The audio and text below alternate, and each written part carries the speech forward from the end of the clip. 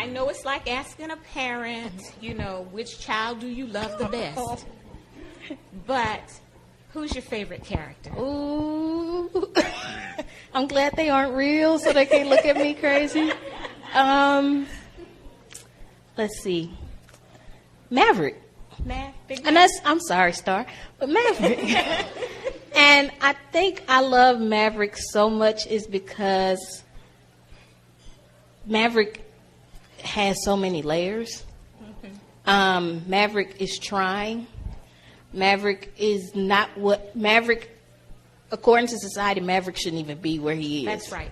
He's a statistic. He's a statistic in every sense of the word. He was a drug dealer. He was a gangbanger. But guess what? He's not anymore. And that's my favorite character because I wanted to show that young men who even get in those situations, they're not lost causes. That's right. They're not. That's right. If you put the right time into them, you put time into them, put them in the right direction, they can get their lives right. And so I think that's why he's my favorite.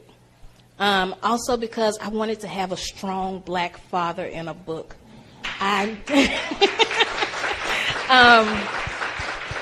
So often there's this stereotype that black kids don't have dads, and that's not true for all of them. And there's a bigger stereotype that black kids who are poor don't have fathers. That's not always true. I know dads in my neighborhood. And I wanted that character to exist, and I wanted him to still be in his daughter's life, and I wanted him to be present, and I wanted him to be involved, and I wanted them to have a good relationship because I wanted to tear at that stereotype at least a little bit. Context of White Supremacy. Gus T. Renegade in for another broadcast, hopefully to share constructive information on the system of white supremacy. Today's date, Friday, March 9th, 2018. So I have been told the book club is back. Brand new book. Very excited because we are doing young adult literature. I think we have neglected this area on the cows over the years, so I'm very excited to be doing some young adult literature. Maybe we'll have some young listeners, particularly if we have any black students who have read this book in school or just read it for leisure. Would be great to hear your thoughts, commentary on the text. If you had to read the book in school, what was the discussion in class? It'd be great to hear that. The book we are reading, Angie Thomas's The Hate You Give. This book came out in 2017. This book wasn't just published in 2017. This was like the smash hit young adult book of 2017. It spent 38 weeks in the #1 position on the New York Times young adult bestseller list. I think it spent approximately 50 weeks on their best young adult bestseller list total. So wide acclaim. It's being made into a major motion picture. I think even that has spawned some other accusations of racism, but it's being made into a major motion picture starring Amandla Stenberg. She is the non-white female who was in the Hunger Games. I believe is going to be playing the lead role, but has garnered lots of attention. One of the main reasons that we are reading this text, when I was talking about being indecisive on picking a new book, a listener, an educator, wrote in and shared that this book, along with another text, is very, very popular in schools and required reading for a lot of literature classes, and that you see a lot of black students roaming the halls with this book and talking about this book. It's so popular, and she was concerned because the text has an quote-unquote interracial relationship, and she was just concerned because I think because of the popularity in terms of having so many white people endorse this book and talk about this book and recommend it in schools, even though it was banned in a Texas school, I think the end of 2017. I posted that article as well. But that was why she thought it might be a good selection to read and think about why such a book has become so popular and is getting such rave attention. Ms. Thomas is a black female. You heard her. That was her at the beginning of the program. And I want to be very clear. There are times that we've read books where I was very critical. We read Frantz Fanon, Wretched of the Earth. I was very critical from beginning to end of that book. Even, in fact, I was critical before we even started reading it because I had read it in advance But I was very critical of that text. I think there have been some others that I did not enjoy very much. I have not read this book before, but from what I know about it, I don't think I'm going to enjoy this book either. So I'm saying that up front, and that's why I started with that audio segment. I think that is so important. I so appreciate it. That is Black self-respect. The author, Angie Thomas, saying that the character Maverick is her favorite because she thought it was so important to emphasize Black fathers and to show Black males caring for their children, loving their children, to kind of rip away at that racist stereotype. I so appreciate that. And I might even play that sound clip a few times as we venture through the book just to remind myself and others. I really appreciate it. I think there are some great elements that she wants to get across in the text, but same standard that I have for anything else. Anything that a whole lot of white people are excited about, I'm like, oh yeah, this is great. Particularly if it's something about racism, I tend to step back with much more caution. We will go ahead and get started. Again, if we have any younger folks who read the book, particularly in school, or even if you read it for leisure, definitely want to hear your views. If you have any folks, period, who read the book and you enjoyed it, thought it was constructive, want to hear that for sure. Let's all think critically. Enjoy. This is Angie Thomas, The Hate You Give, Context of White Supremacy.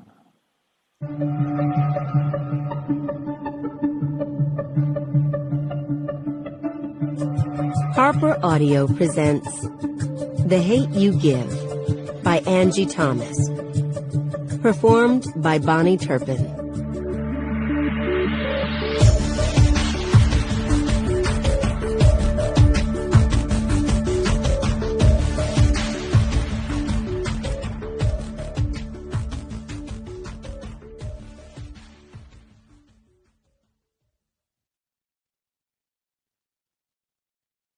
Part 1.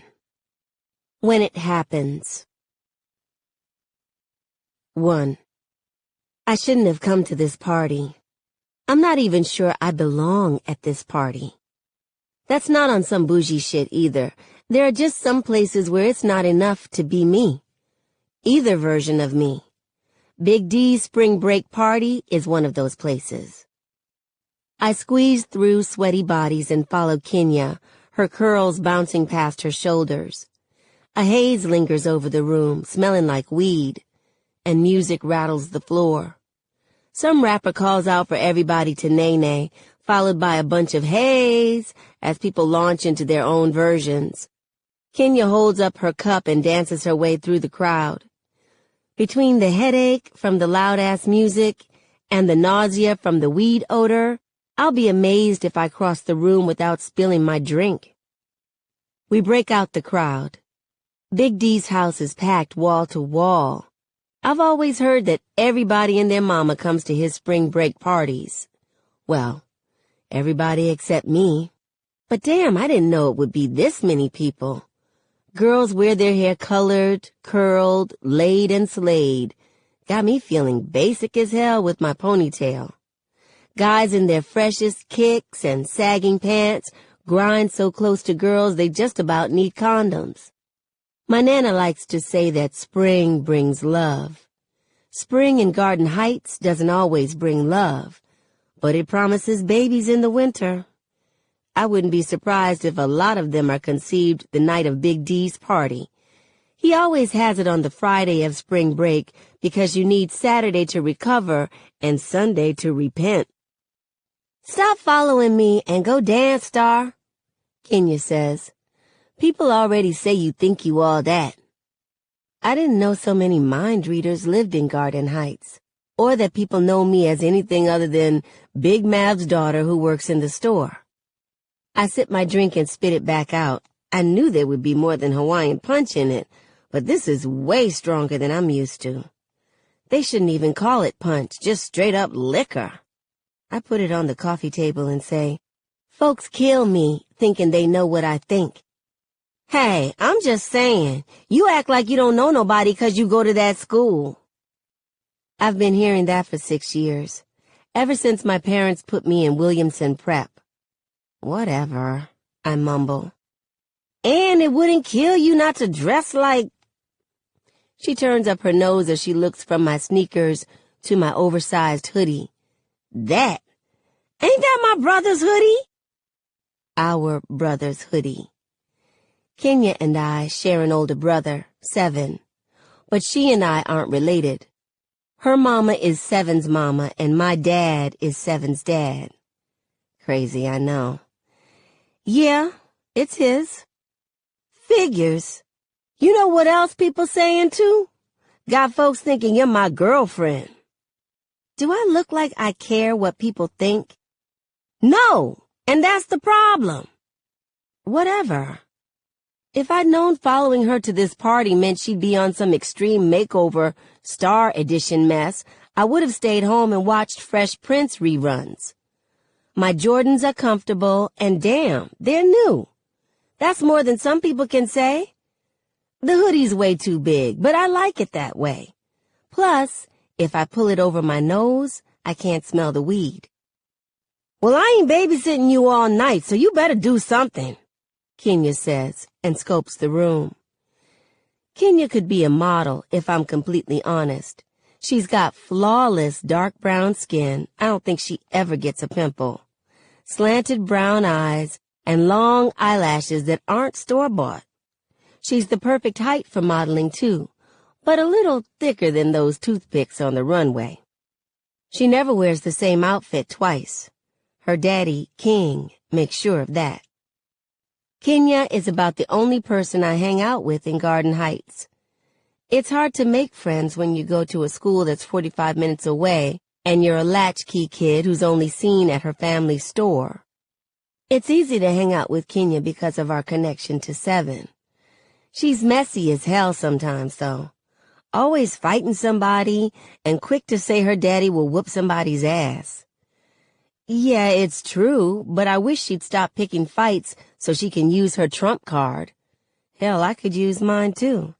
Everybody knows you don't mess with my dad, Big Mav, and you definitely don't mess with his kids. Still, you don't see me going around starting shit. Like at Big D's party, Kenya is giving Denasia Allen some serious stank eye. I don't remember much about Denasia, but I remember that she and Kenya haven't liked each other since 4th grade. Tonight, Denasia's dancing with some guy halfway across the room and paying no attention to Kenya. But no matter where we move, Kenya spots Denasia and glares at her. And the thing about the stank eye is at some point you feel it on you, inviting you to kick some ass or have your ass kicked. Oh, I can't stand her, Kenya seethes. The other day, we were in line in the cafeteria, right? And she behind me talking out the side of her neck. She didn't use my name, but I know she was talking about me, saying I tried to get with Devontae. For real? I say what I'm supposed to. I don't want him. I know. Honestly, I don't know who Devontae is. So what did you do? What you think I did? I turned around and asked if she had a problem with me. Old Trick gonna say, I wasn't even talking about you. Knowing she was. You're so lucky you go to that white people's school and don't have to deal with hoes like that. Ain't this some shit? Not even 5 minutes ago, I was stuck up because I go to Williamson. Now I'm lucky? Trust me, my school has hoes too. Hold'em is universal. Watch, we gon' handle her tonight. Kenya's stank eye reaches its highest level of stank. Denasia feels its sting and looks right at Kenya. Kenya confirms, like Denasia hears her. Watch. Hold up, we?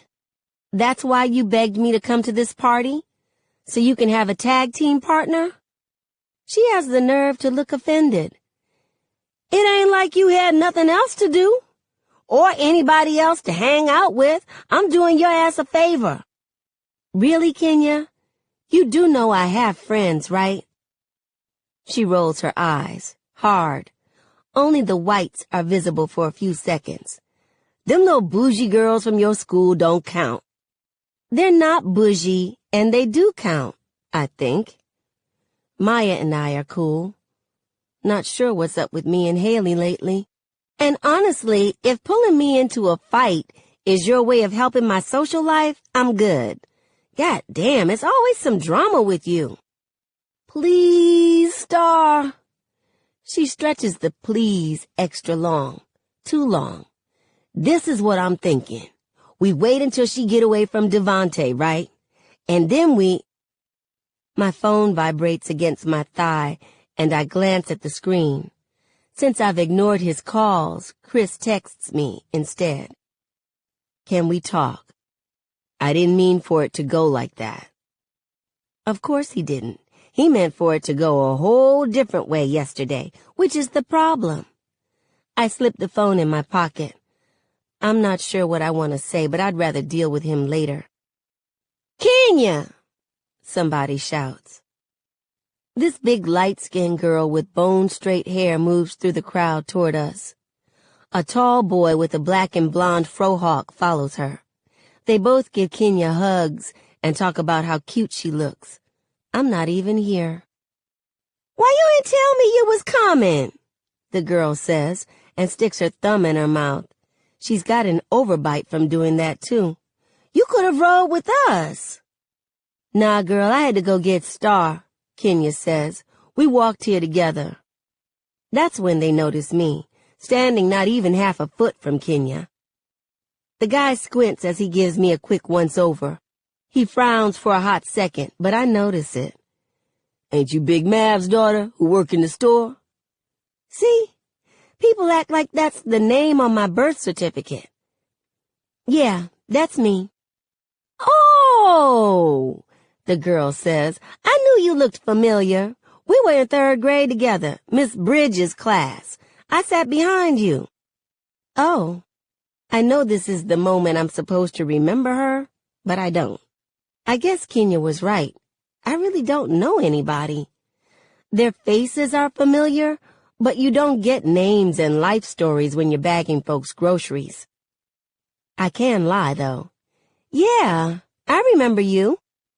Girl, quit lying, the guy says. You know you don't know her ass. Why you always lying? Kenya and the girl sing together. The guy joins in, and they all bust out laughing. Bianca and Chance, be nice, Kenya says. This Star's first party. Her folks don't let her go nowhere.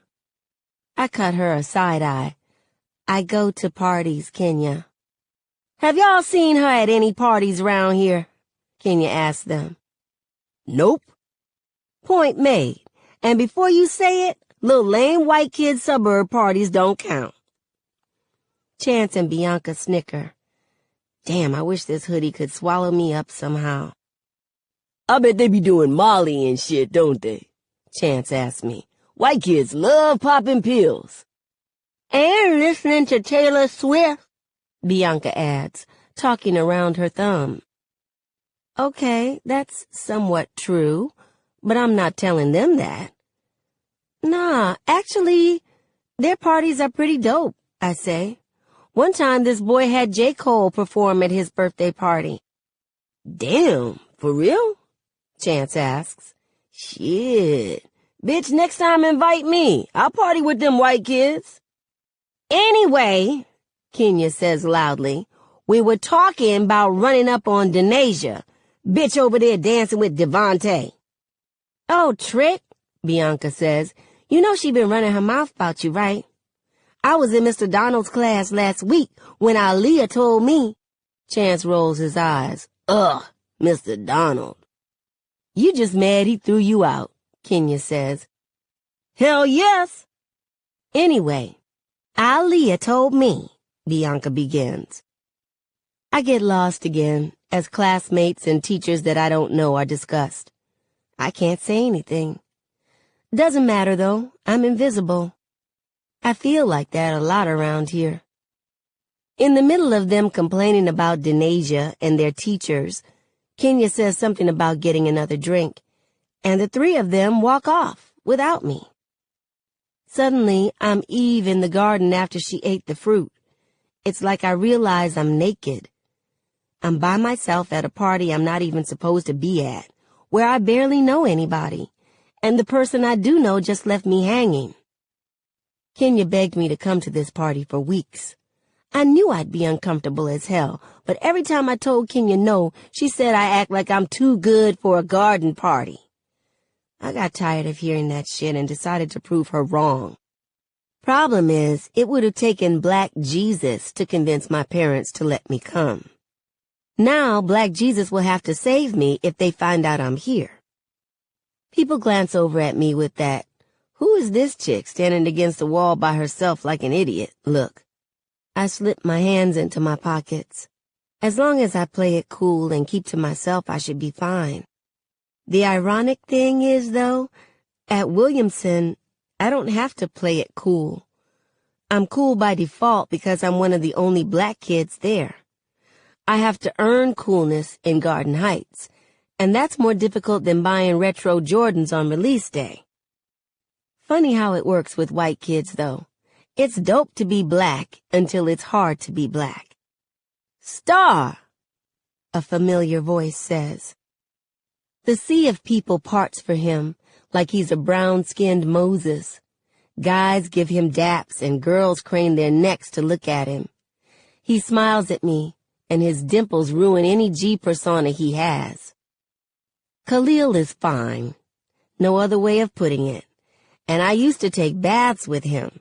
Not like that, but way back in the day when we would giggle because he had a wee-wee and I had what his grandma called a wee-ha.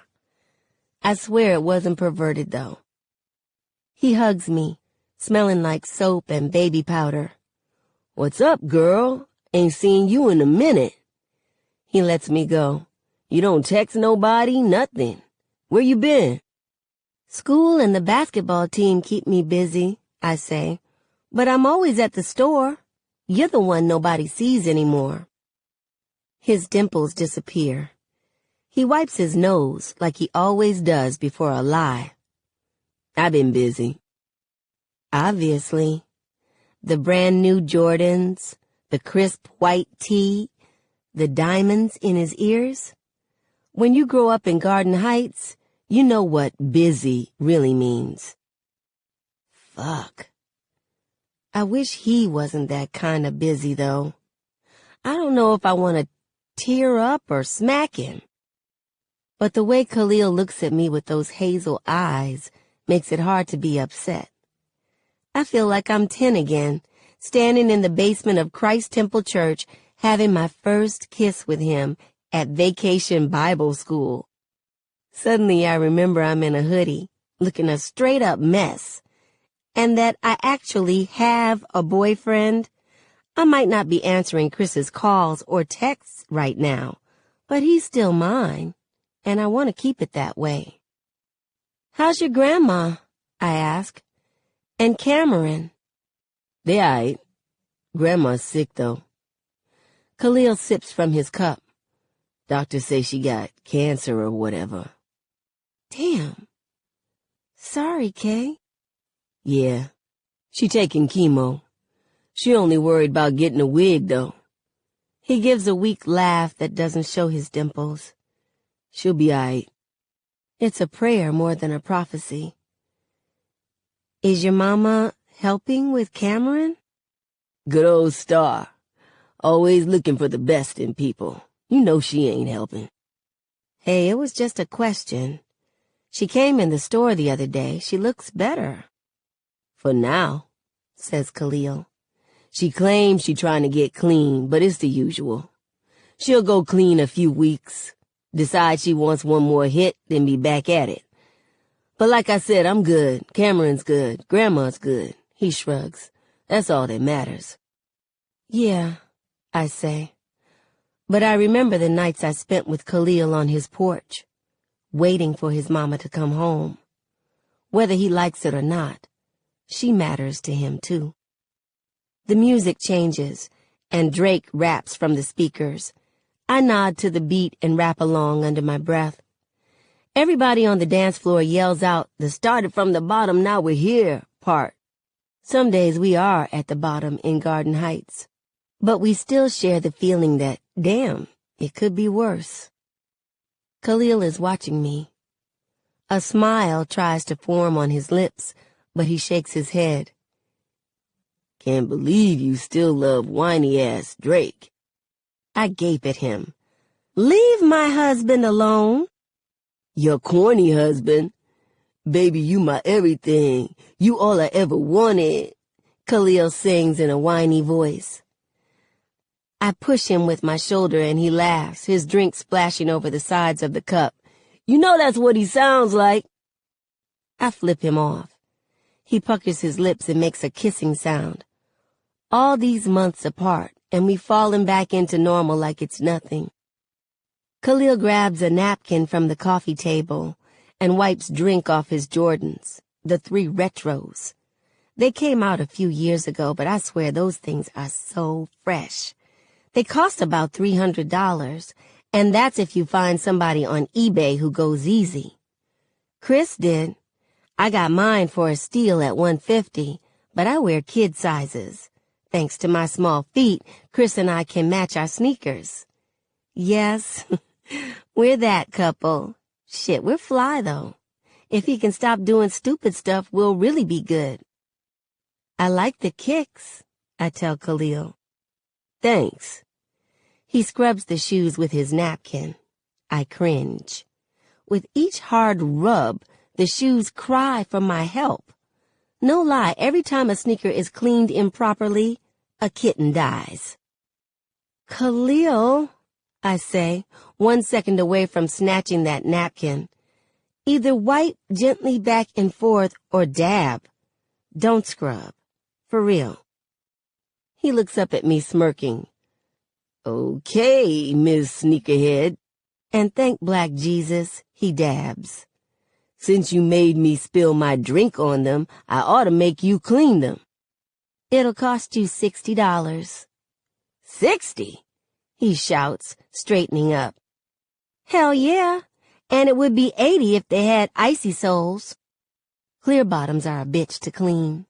Cleaning kits aren't cheap. Besides, you're obviously making big money if you can buy those. Khalil sips his drink like I didn't say anything, mutters, damn, this shit's strong, and sets the cup on the coffee table. Hey, tell your pops I need to holler at him soon. Some stuff going down that I need to talk to him about. What kind of stuff? Grown folks' business. Yeah, 'cause you're so grown. 5 months, 2 weeks, and 3 days older than you. He winks. I ain't forgot. A commotion stirs in the middle of the dance floor. Voices argue louder than the music. Cuss words fly left and right. My first thought, Kenya walked up on Denasia like she promised. But the voices are deeper than theirs. Pop! A shot rings out. I duck. Pop! A second shot. The crowd stampedes toward the door, which leads to more cussing and fighting since it's impossible for everybody to get out at once. Khalil grabs my hand. Come on. There are way too many people and way too much curly hair for me to catch a glimpse of Kenya. But Kenya, forget her. Let's go. He pulls me through the crowd, shoving people out our way and stepping on shoes. That alone could get us some bullets. I look for Kenya among the panicked faces, but still no sign of her. I don't try to see who got shot or who did it. You can't snitch if you don't know anything. Cars speed away outside, and people run into the night in any direction where shots aren't firing off. Khalil leads me to a Chevy Impala parked under a dim streetlight. He pushes me in through the driver's side, and I climb into the passenger seat. We screech off, leaving chaos in the rearview mirror. Always some shit, he mumbles. Can't have a party without somebody getting shot. He sounds like my parents. That's exactly why they don't let me go nowhere, as Kenya puts it. At least not around Garden Heights. I send Kenya a text, hoping she's all right. Doubt those bullets were meant for her, but bullets go where they want to go. Kenya texts back kinda quick. I'm fine. I see that bitch, though, about to handle her ass. Where you at? Is this chick for real? We just ran for our lives, and she's ready to fight? I don't even answer that dumb shit. Khalil's Impala is nice. Not all flashy like some guys' cars. I didn't see any rims before I got in, and the front seat has cracks in the leather. But the interior is a tacky lime green, so it's been customized at some point. I pick at a crack in the seat. Who you think got shot? Khalil gets his hairbrush out the compartment on the door. Probably a king lord, he says, brushing the sides of his fade. Some garden disciples came in when I got there. Something was bound to pop off. I nod. Garden Heights has been a battlefield for the past 2 months over some stupid territory wars. I was born a queen, 'cause Daddy used to be a king lord. But when he left the game, my street royalty status ended. But even if I'd grown up in it, I wouldn't understand fighting over streets nobody owns. Khalil drops the brush in the door and cranks up his stereo, blasting an old rap song Daddy has played 1,000,000 times. I frown. Why you always listening to that old stuff? Man, get out of here. Tupac was the truth. Yeah, 20 years ago. Nah, even now. Like, check this. He points at me, which means he's about to go into one of his Khalil philosophical moments. Pac said thug life stood for the hate you give little infants fucks everybody. I raise my eyebrows. What? Listen. The hate you, the letter U, give little infants fucks everybody. THUGLIFE. Meaning what society gives us as youth, it bites them in the ass when we wild out. Get it? Damn. Yeah. See? Told you he was relevant. He nods to the beat and raps along. But now I'm wondering what he's doing to fuck everybody. As much as I think I know, I hope I'm wrong. I need to hear it from him. So why have you really been busy? I ask. A few months ago, Daddy said you quit the store. I haven't seen you since. He scoots closer to the steering wheel. Where you want me to take you? Your house or the store? Khalil. Your house or the store? If you're selling that stuff. Mind your business, Star. Don't worry about me. I'm doing what I gotta do. Bullshit. You know my dad would help you out. He wipes his nose before his lie. I don't need help from nobody, okay? And that little minimum wage job your pops gave me didn't make nothing happen. I got tired of choosing between lights and food. I thought your grandma was working. She was. When she got sick, them clowns at the hospital claimed they'd work with her. 2 months later, she wasn't pulling her load on the job, 'cause when you're going through chemo, you can't pull big-ass garbage bins around. They fired her. He shakes his head. Funny, huh? The hospital fired her 'cause she was sick. It's silent in the Impala except for Tupac asking, "Who do you believe in?" I don't know. My phone vibrates again, probably either Chris asking for forgiveness or Kenya asking for backup against Denasia. Instead, my big brother's all-caps texts appear on the screen. I don't know why he does that. He probably thinks it intimidates me. Really, it annoys the hell out of me. Where are you? You and Kenya better not be at that party. I heard somebody got shot. The only thing worse than protective parents is protective older brothers. Even Black Jesus can't save me from 7. Khalil glances over at me. 7, huh? How'd you know? 'Cause you always look like you want to punch something when he talks to you. Remember that time at your birthday party when he kept telling you what to wish for? And I popped him in his mouth. Then, Natasha got mad at you for telling her boyfriend to shut up, Khalil says, laughing. I roll my eyes. She got on my nerves with her crush on 7. Half the time I thought she came over just to see him. Nah, it was because you had the Harry Potter movies. What we used to call ourselves? The Hood Trio? Tighter than the inside of Voldemort's nose. We were so silly for that. I know, right? He says. We laugh, but something's missing from it. Someone's missing from it. Natasha. Khalil looks at the road. Crazy, it's been 6 years, you know? A whoop-whoop sound startles us, and blue lights flash in the rearview mirror. 2. When I was 12, my parents had 2 talks with me. One was the usual birds and bees. Well, I didn't really get the usual version.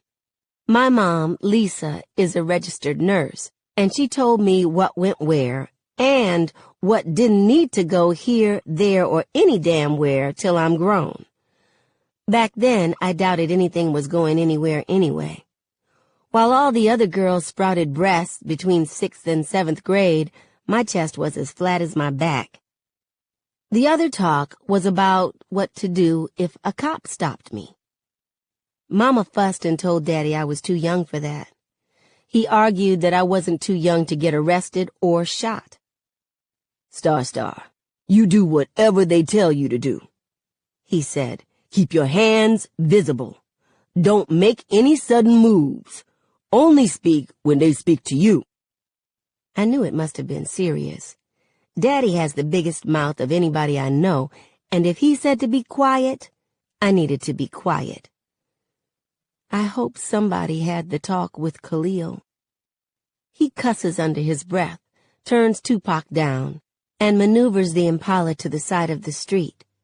We're on Carnation, where most of the houses are abandoned and half the streetlights are busted.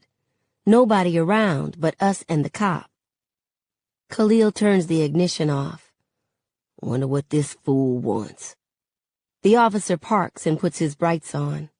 I blink to keep from being blinded.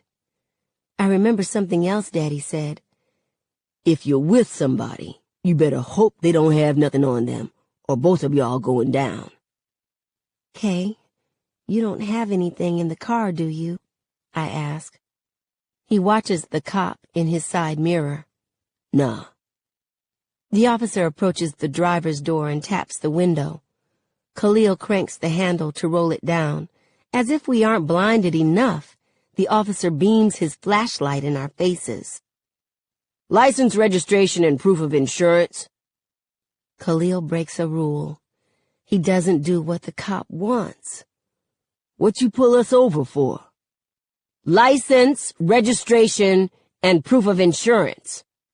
I said what you pull us over for. Khalil, I plead, do what he said. Khalil groans and takes his wallet out. The officer follows his movements with the flashlight. My heart pounds loudly, but Daddy's instructions echo in my head.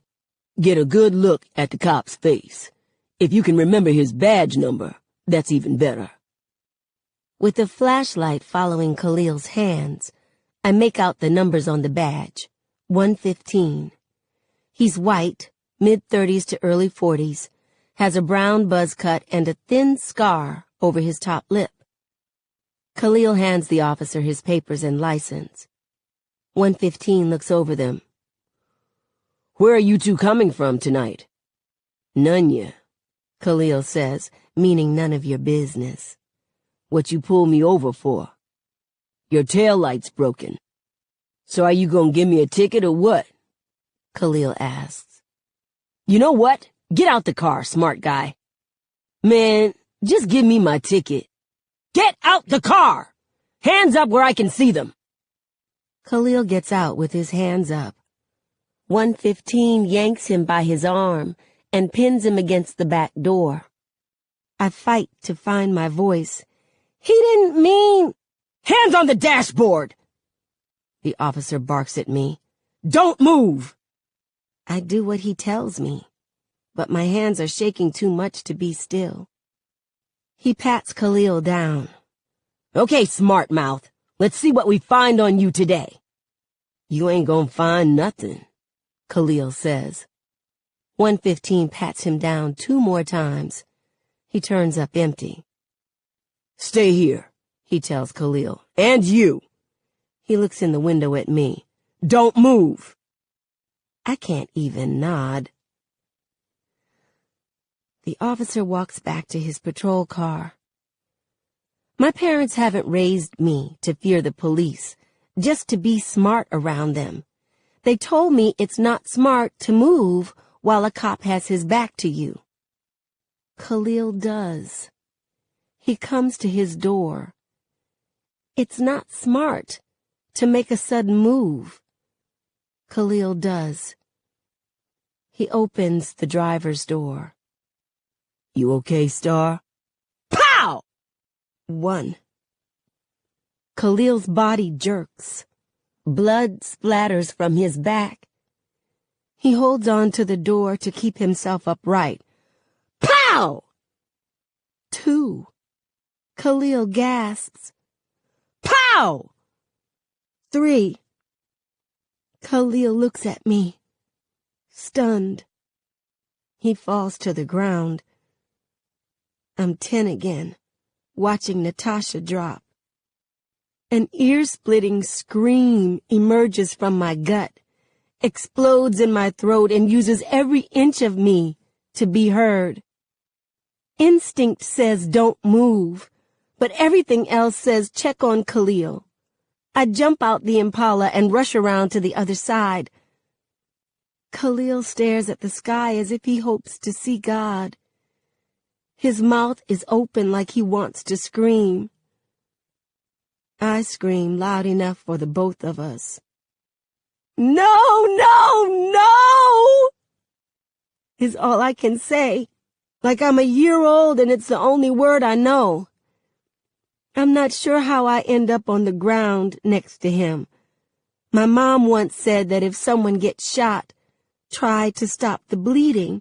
But there's so much blood. Too much blood. No! No! No! Khalil doesn't move. He doesn't utter a word. He doesn't even look at me. His body stiffens, and he's gone. I hope he sees God. Someone else screams. I blink through my tears. Officer 115 yells at me, pointing the same gun he killed my friend with. I put my hands up. 3. They leave Khalil's body in the street like it's an exhibit. Police cars and ambulances flash all along Carnation Street. People stand off to the side trying to see what happened. Damn, bruh, some guy says. They killed him. The police tell the crowd to leave. Nobody listens. The paramedics can't do shit for Khalil, so they put me in the back of an ambulance like I need help. The bright lights spotlight me, and people crane their necks to get a peek. I don't feel special. I feel sick. The cops rummage through Khalil's car. I try to tell them to stop. Please, cover his body. Please, close his eyes. Please, close his mouth. Get away from his car. Don't pick up his hairbrush. But the words never come out. 115 sits on the sidewalk with his face buried in his hands. Other officers pat his shoulder and tell him it'll be okay. They finally put a sheet over Khalil. He can't breathe under it. I can't breathe. I can't breathe. I gasp and gasp and gasp. Star. Brown eyes with long eyelashes appear in front of me. They're like mine. I couldn't say much to the cops, but I did manage to give them my parents' names and phone numbers. Hey, Daddy says. Come on, let's go. I open my mouth to respond. A sob comes out. Daddy is moved aside, and Mama wraps her arms around me. She rubs my back and speaks in hushed tones that tell lies. It's all right, baby. It's all right. We stay this way for a long time. Eventually, Daddy helps us out the ambulance. He wraps his arm around me like a shield against curious eyes and guides me to his Tahoe down the street. He drives. A street light flashes across his face, revealing how tight his jaw is set. His veins bulge along his bald head. Mama's wearing her scrubs, the ones with the rubber ducks on them. She did an extra shift at the emergency room tonight. She wipes her eyes a few times, probably thinking about Khalil, or how that could have been me lying in the street. My stomach twists. All of that blood, and it came out of him. Some of it is on my hands, on Seven's hoodie, on my sneakers. An hour ago we were laughing and catching up. Now his blood. Hot spit pools in my mouth. My stomach twists tighter. I gag. Mama glances at me in the rearview mirror. Maverick, pull over. I throw myself across the back seat and push the door open before the truck comes to a complete stop. It feels like everything in me is coming out, and all I can do is let it. Mama hops out and runs around to me. She holds my hair out the way and rubs my back. I'm so sorry, baby, she says. When we get home, she helps me undress. Seven's hoodie and my Jordans disappear into a black trash bag, and I never see them again. I sit in a tub of steaming water and scrub my hands raw to get Khalil's blood off. Daddy carries me to bed, and Mama brushes her fingers through my hair until I fall asleep. Nightmares wake me over and over again. Mama reminds me to breathe the same way she did before I outgrew asthma. I think she stays in my room the whole night, 'cause every time I wake up, she's sitting on my bed. But this time she's gone. My eyes strain against the brightness of my neon blue walls. The clock says it's 5 a.m. My body's so used to waking up at 5 it doesn't care if it's Saturday morning or not. I stare at the glow-in-the-dark stars on my ceiling, trying to recap the night before. The party flashes in my mind. The fight. 1:15 pulling me and Khalil over. The first shot rings in my ears. The second. The third. I'm lying in bed. Khalil is lying in the county morgue. That's where Natasha ended up, too. It happened 6 years ago, but I still remember everything from that day. I was sweeping floors at our grocery store, saving up for my first pair of J's when Natasha ran in. She was chunky. Her mama told her it was baby fat, dark-skinned, and wore her hair in braids that always looked freshly done. I wanted braids like hers so bad. "Star, the hydrant on Elm Street busted," she said. That was like saying we had a free water park. I remember looking at Daddy and pleading silently. He said I could go as long as I promised to be back in an hour. I don't think I ever saw the water shoot as high as it did that day. Almost everybody in the neighborhood was there, too, just having fun. I was the only one who noticed the car at first. A tattooed arm stretched out the back window, holding a Glock. People ran. Not me, though. My feet became part of the sidewalk.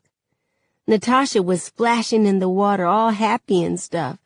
Then, Pow, pow, pow! I dove into a rose bush. By the time I got up, somebody was yelling, "Call 911!" At first I thought it was me, 'cause I had blood on my shirt. The thorns on the rose bush got me, that's all. It was Natasha, though. Her blood mixed in with the water, and all you could see was a red river flowing down the street. She looked scared. We were 10. We didn't know what happened after you died. Hell, I still don't know. And she was forced to find out, even if she didn't want to find out. I know she didn't. Just like Khalil didn't. My door creaks open and Mama peeks in. She tries to smile. Look who's up. She sinks onto her spot on the bed and touches my forehead, even though I don't have a fever. She takes care of sick kids so much that it's her first instinct. How you feeling, Munch? That nickname. My parents claim I was always munching on something from the moment I got off the bottle. I've lost my big appetite, but I can't lose that nickname. Tired, I say. My voice has extra bass in it. I want to stay in bed. I know, baby, but I don't want you here by yourself. That's all I want to be, by myself. She stares at me, but it feels like she's looking at who I used to be. Her little girl with ponytails and a snaggletooth who swore she was a Powerpuff Girl. It's weird, but also kind of like a blanket I want to get wrapped up in. I love you, she says. I love you too. She stands and holds her hand out. Come on, let's get you something to eat. We walk slowly to the kitchen. Black Jesus hangs from the cross in a painting on the hallway wall, and Malcolm X holds a shotgun in a photograph next to him. Nana still complains about those pictures hanging next to each other. We live in her old house. She gave it to my parents after my Uncle Carlos moved her into his humongous house in the suburbs. Uncle Carlos was always uneasy about Nana living by herself in Garden Heights, especially since break-ins and robberies seem to happen more to older folks than anybody. Nana doesn't think she's old, though. She refused to leave, talking about how it was her home and no thugs were going to run her out, not even when somebody broke in and stole her television. About a month after that, Uncle Carlos claimed that he and Aunt Pam needed her help with their kids. Since, according to Nana, Aunt Pam can't cook worth a damn for those poor babies, she finally agreed to move. Our house hasn't lost its Nana-ness, though, with its permanent odor of potpourri, flowered wallpaper, and hints of pink in almost every room. Daddy and Seven are talking before we get to the kitchen. They go silent as soon as we walk in. Morning, baby girl. Daddy gets up from the table and kisses my forehead. You sleep okay? Yeah, I lie, as he guides me to a seat. Seven just stares. Mama opens the fridge, the door crowded with takeout menus and fruit-shaped magnets. All right, Munch, she says. You want turkey bacon or regular? Regular? I'm surprised I have an option. We never have pork. We aren't Muslims. More like Christlims. Mama became a member of Christ Temple Church when she was in Nana's belly. Daddy believes in Black Jesus, but follows the Black Panthers' 10-point program more than the 10 Commandments. He agrees with the Nation of Islam on some stuff, but he can't get over the fact that they may have killed Malcolm X. Pig in my house, Daddy grumbles and sits next to me. Seven smirks across from him. Seven and Daddy look like one of those age progression pictures they show when somebody's been missing a long time. Throw my little brother Sakani in there, and you have the same person at 8, 17, and 36. They're dark brown, slender, and have thick eyebrows and long eyelashes that almost look feminine. Seven's dreads are long enough to give both bald-headed Daddy and short-haired Sakani each a head full of hair. As for me, it's as if God mixed my parents' skin tones in a paint bucket to get my medium brown complexion. I did inherit Daddy's eyelashes, and I'm cursed with his eyebrows, too. Otherwise, I'm mostly my mom, with big brown eyes and a little too much forehead. Mama passes behind Seven with the bacon and squeezes his shoulder. Thank you for staying with your brother last night so we could...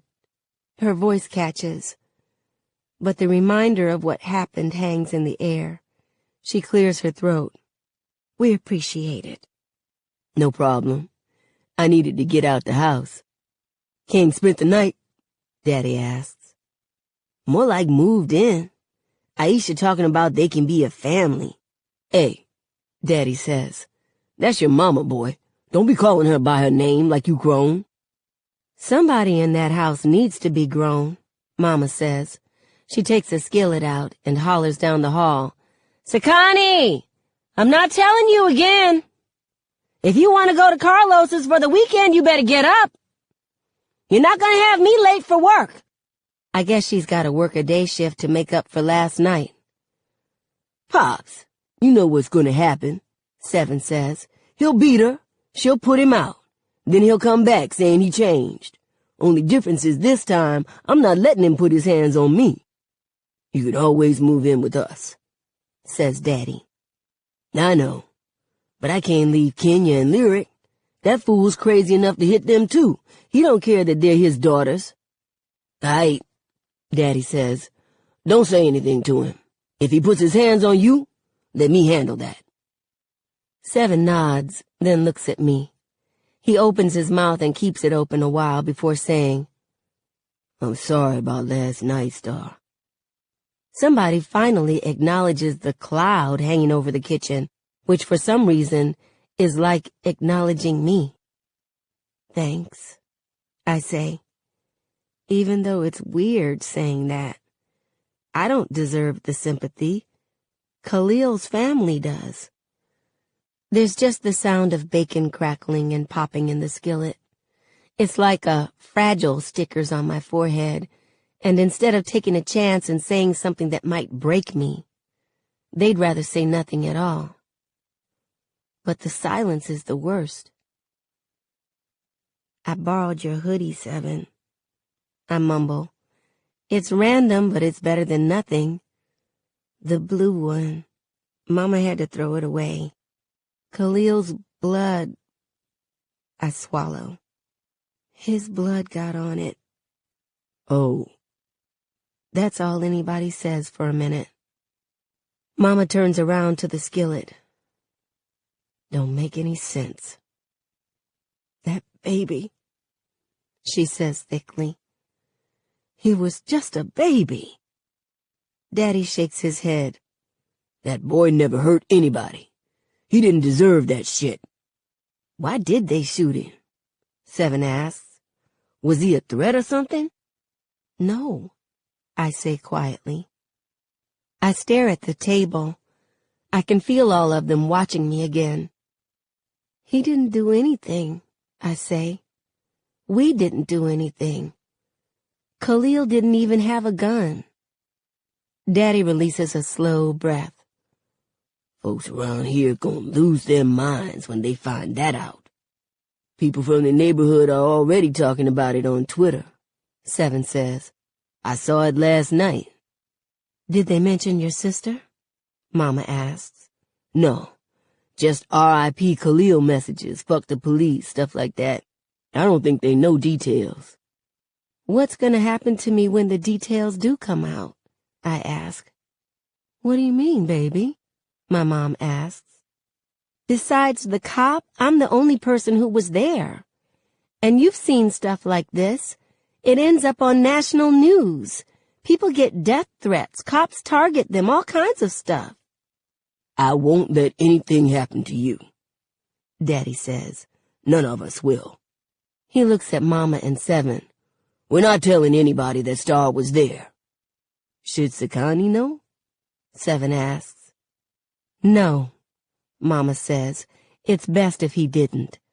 We're just gonna be quiet for now. I've seen it happen over and over again. A black person gets killed just for being black, and all hell breaks loose.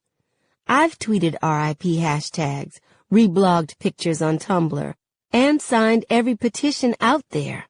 I always said that if I saw it happen to somebody, I would have the loudest voice, making sure the world knew what went down. Now I am that person, and I'm too afraid to speak. Context of White Supremacy. We are in Chapter 3. This is not the end of Chapter 3. This is just kind of a break point. Chapter 3 of Angie Thomas's The Hate You Give, a Context of White Supremacy. If you have commentary, questions, thoughts, major question that I have, why do you think this book, so heavily promoted by whites, doesn't have anything to do with Angie Thomas, and this is a black author who put the book together. Nothing to do with her and what she wanted to do, but why would whites latch on to this book? Because there certainly are other books, even other young adult literature that deals with racism. So why do we think racists latched on to this book to have it be so heavily promoted? Again, 38 weeks as the #1 bestseller on the New York Times Young Adult Bestseller list and being adapted to a major motion picture. What about this film do we think whites, or excuse me, what about this book do we think whites read, looked at, and said, this is one we should promote? Number 641-715-3640. The code 564-943#. Press star 61 if you would like to participate.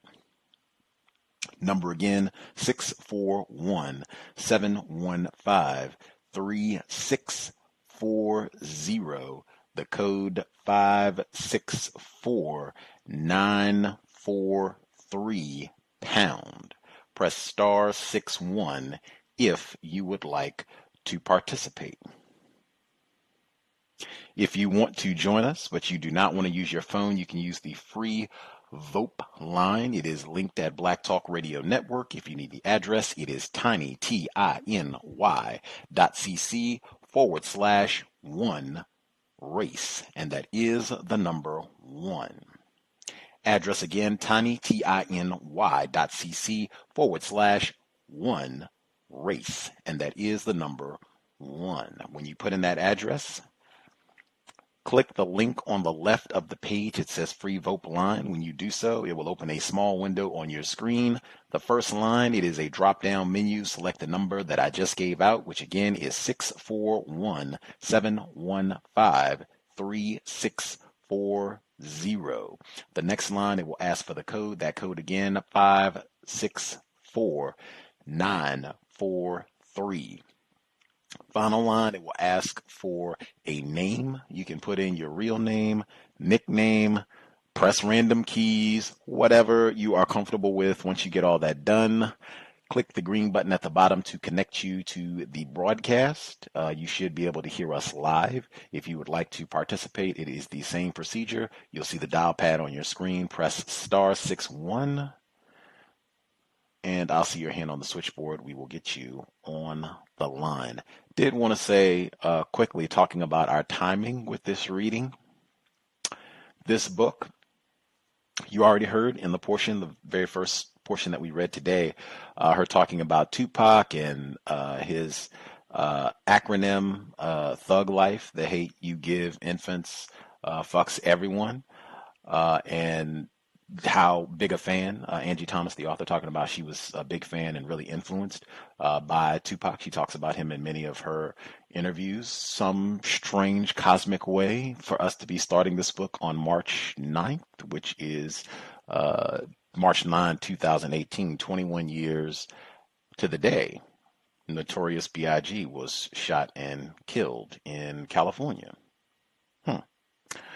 Folks who dialed in, if you have thoughts, questions on the first bit of reading that we have done, if you dialed in, have a hand up, line should be open. Feel free to chime in. And particularly if we have any younger folks, if you read the book, if you had to read it for school, if you read it voluntarily, if we have any younger folks who read the book, would be grand to hear your thoughts, to hear what the conversation sounded like in school. If you had to write something about the text, would be grand to hear as much detail about that as possible. And or if we have any educators who are familiar with how this book has been used in school within the first year of it being published, that would be good to hear as well. Folks who dialed in with a hand up, proceed. Can I be heard? Greetings, Thomas in New York. Greetings, Gus. Greetings. Right poorly, I'm sure. Yeah, I want to say R.I.P. to B.I.G. They've been playing his music on the radio all day, here. This book so far, being honest, it's just been terrible. Unless this book ends with black people defeating white people, it's not going to be a good book. It feels like the typical, black literature, just a book of trauma. It's like, now, I'm going to use a metaphor. It's not Saturday. I feel like it was the Oreo cookie effect. The black boy, maybe a gang member, shoots the black boy at the party. And then the other end is the black boy shoots the little black girl in the drive-by.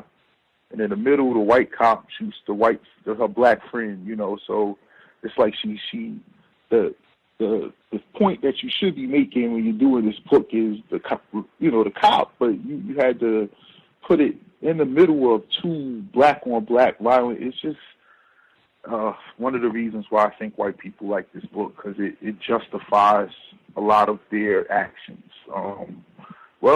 She didn't, he's a drug dealer, you didn't have a good, I could just see why they liked it, just off of that point. I think the father giving her advice was good. I think her father, if he worked with her, he worked for the father. I wish the father would have gave him the same advice.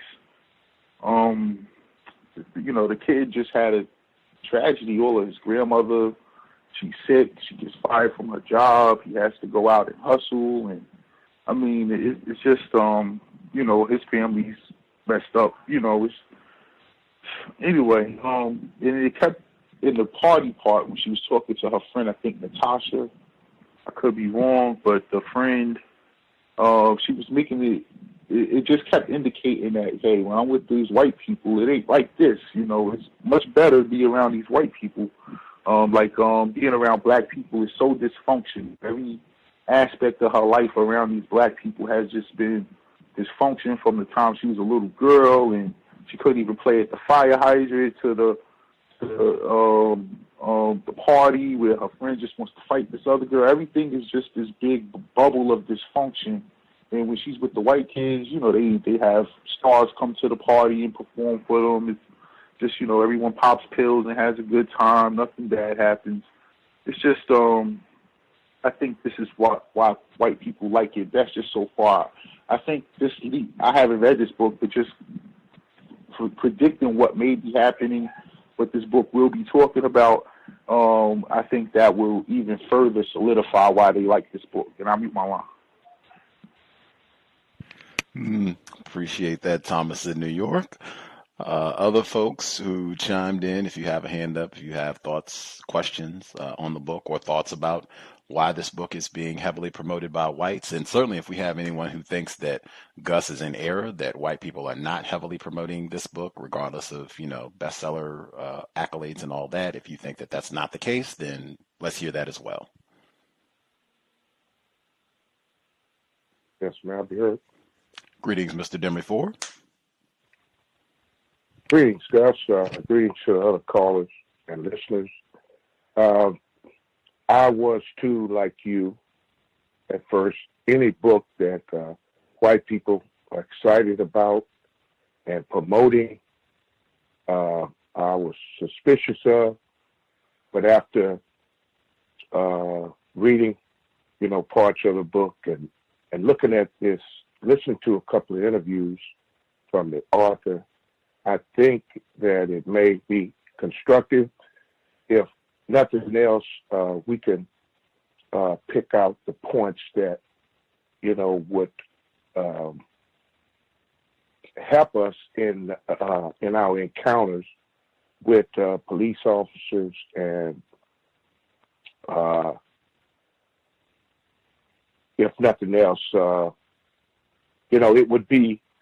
it looks like to me a coming to age type book where she will probably blossom into a conscious Black person, but like all of us that don't understand racism fully, but we make some effort, then the knowledge will come. I like the part where it's associated with Black Lives Matter. I think she used a phrase that the young man was killed. His last words was, "I can't breathe." The brown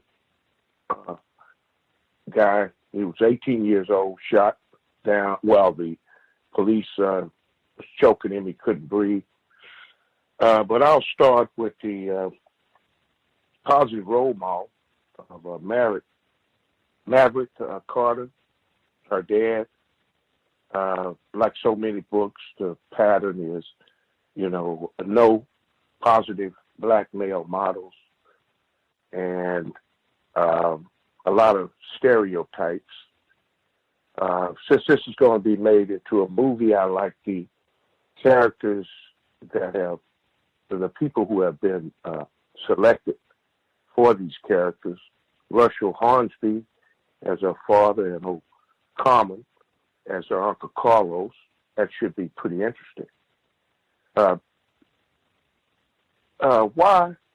One of my questions is, why does the burden lie on the Black person when the police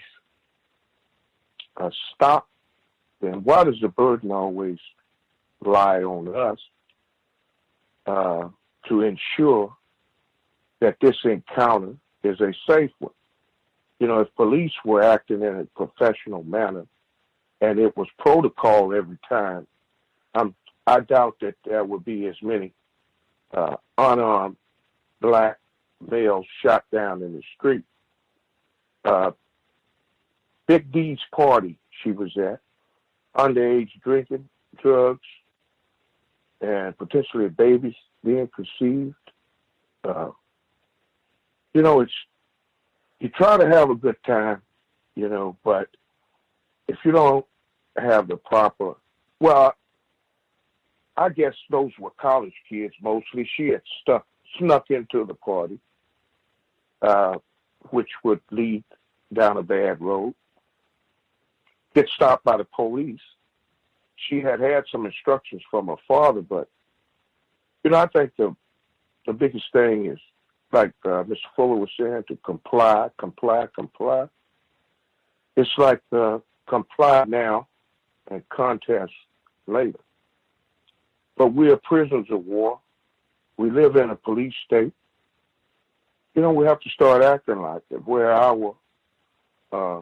they restrict our travel and even our communication. So we're at a disadvantage, and we need to realize that. I did notice something that was surprisingly code switching. I remember when I was working with some young people, and the guy would tell me, I have a white voice and I have a Black voice. I said, well, can I hear your white voice? And he got all proper and pronouncing his words correctly and sounded like a white person. Then I said, well, let me hear your Black. And he goes into slang and this and that.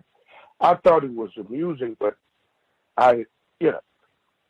we are forced to adjust our behavior in order to fit in or to be accepted by whites. And then she mentioned that it was cool to be, no, she was cool by default. It's cool to be black until it's hard to be black. And that's, well, a lot of references to religion and Christianity, Black Jesus. We know that Christianity has been used to manipulate our consciousness, our minds. We know that the most segregated hour in America is the church on Sunday. It's no secret that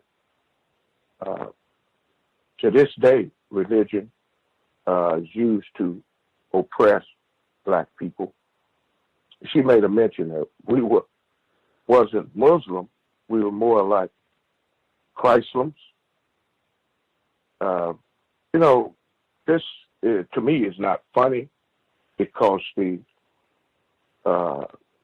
racist, the Christian identity movement, these racists identify with this ideology, Christian ideology, the alt-right, KKK, all claim to have Christian ties. And we need to be cautious about that. And mentioning Black Jesus, well, you know, that's to me a beginning of the deprogramming process. If you can have this image in your likeness, that's a beginning.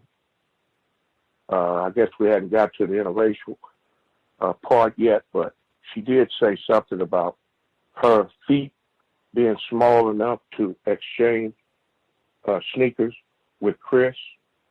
And I thought that was, maybe I didn't hear that right, but I don't have the book.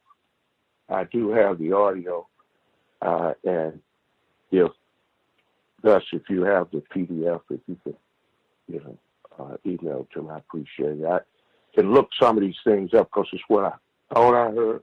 But I think the book is for young adults. It's along the same lines as Jacqueline Woodson, Mildred Taylor.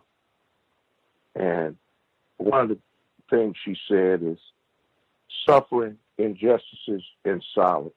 I think that, you know, when you see racism, call it out, at least understand when it's being practiced on you. She thought, you know, in the early part of this book that I guess it's all right to switch on and out. You got a white image and then a black image, but in reality, you're just one person. You're not, you don't have to alter who you are in order to fit in. And I'll mute my line on that. Thanks for taking the call, guy. I think with the shoes, she was talking about her feet being small. I think it was, she mentioned that she could get her shoes a little cheaper because she could get the children's sizes and she could match her shoes. I think because she could get them a little cheaper, she could get the same matching shoes as Chris, who I believe is her white boyfriend, who we have not met yet. She's just alluding to him, but I think was the reference with the shoes. And Miss Angie Thomas herself mentioned in a different interview that she's a big Jacqueline Woodson fan, and that's the author that she would most like to hang out and have like a afternoon lunch or something with, is Jacqueline Woodson, black female author. Other folks we've not heard from at all. If you have a hand up, line should be open. Feel free. Can I be heard? Yes, sir. Hey, thanks for taking my call. I call myself Jay from St. Louis. Wow, this book is very eye-opening, and I think there's a lot of material here to kind of poke and prod and see what these cultural products that are advocated by these white institutions, the kind of patterns they have. And just listening to the first couple of chapters, I have to say, after being forced to sit through a class on The Wire, I see a lot of disheartening continuities with the kind of saturation of Black trauma as a kind of catalyst for a broader, more important story. So that was really disheartening. And then there's also like what I kind of see as the morally coded language when she's talking about the other characters, that the main character that she comes in contact with, the character that ends up, the two characters that end up dying. There's kind of, she's talking about other Black characters, this language of accountability that's kind of morally, it kind of places the Black characters outside of a moral framework a little bit. So I would just ask if other listeners hear it. I could be off, but I think if other listeners kind of keep that in mind, you'll hear it. Them individualize the characters and place them outside of a framework of empathy, as if they almost deserve what happens to them.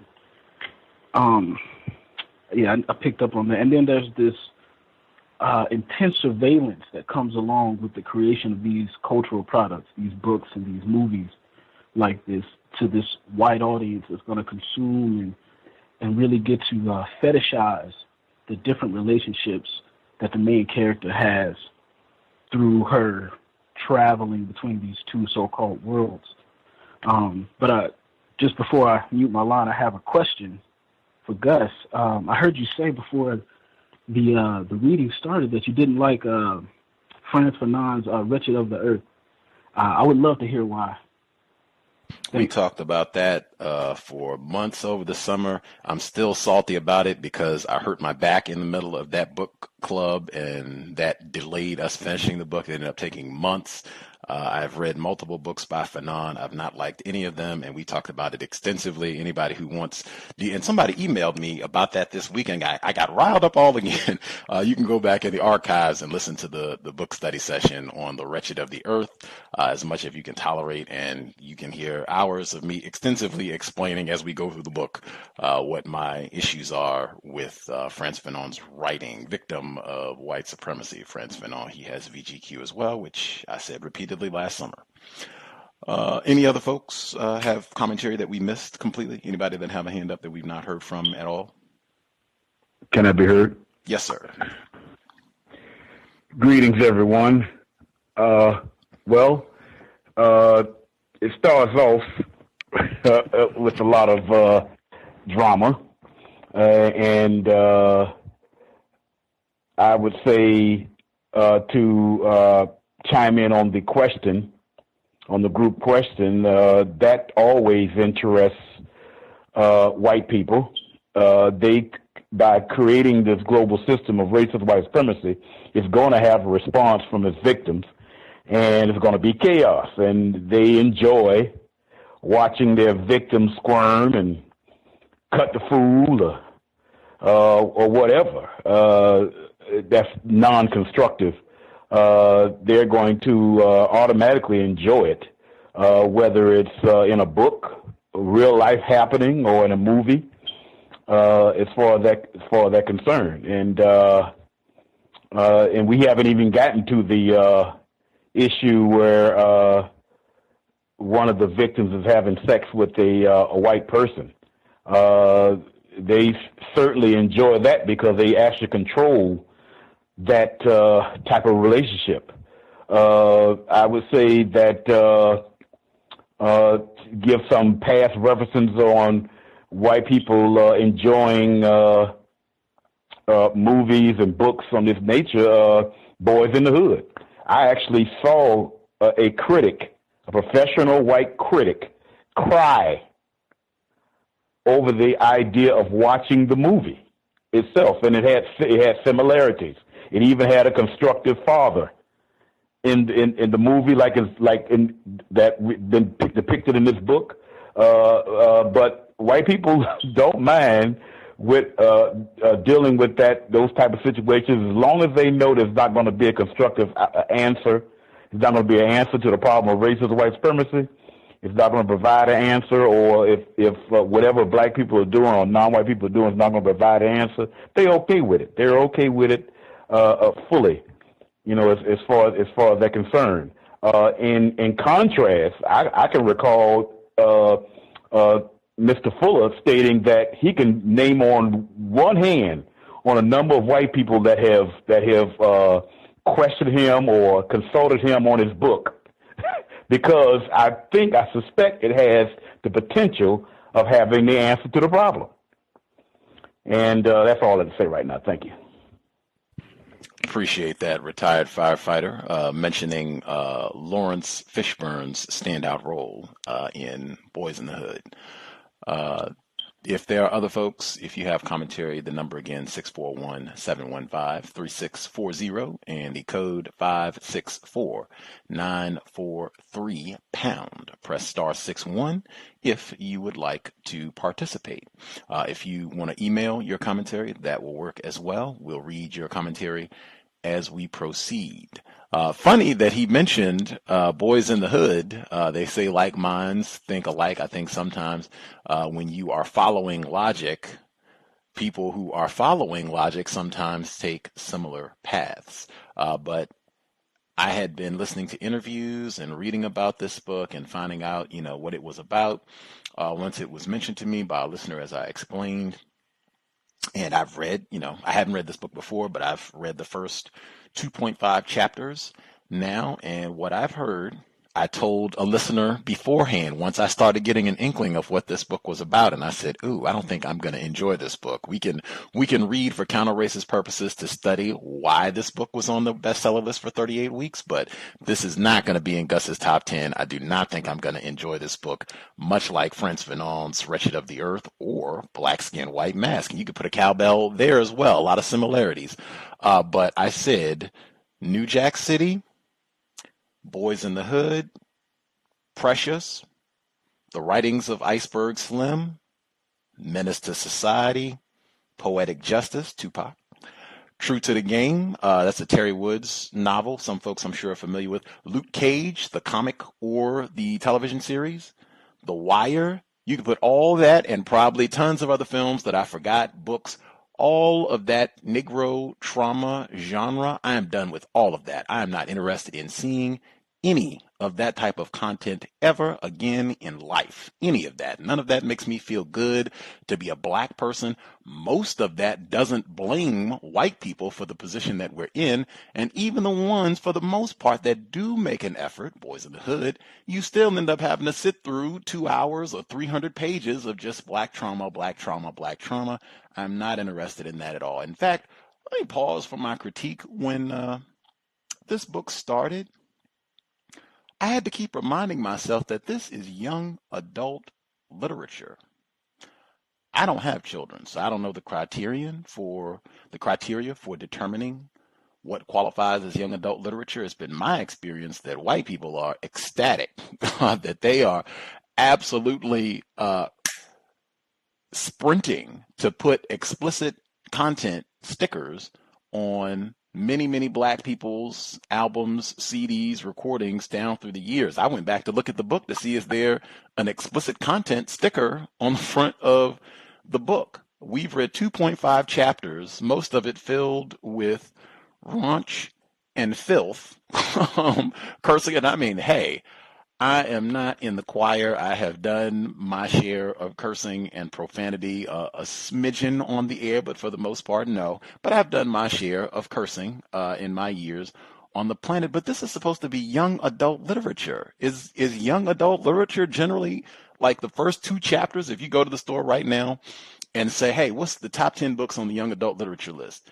If you go grab them, are they going to be chock filled with like narcotics and drinking and curse words every other paragraph for the first like 2-3 chapters? I had to keep reminding myself, like, is this young adult literature? How would I feel if I had a 14? And I'm remembering because when I was doing my research, they would show pictures of black teens, not black 20-year-olds, not black college students, black 14-year-olds and 13-year-olds and 15-year-olds.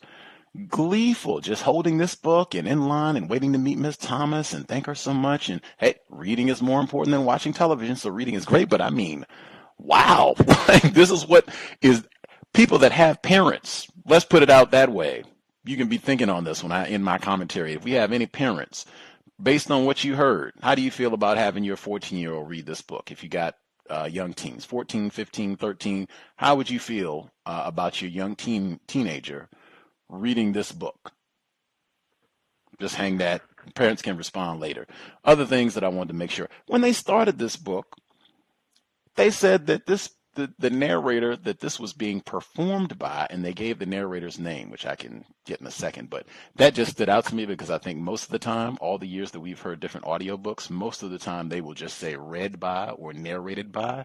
In most instances, I don't think they say performed by, but that just could be me making an error.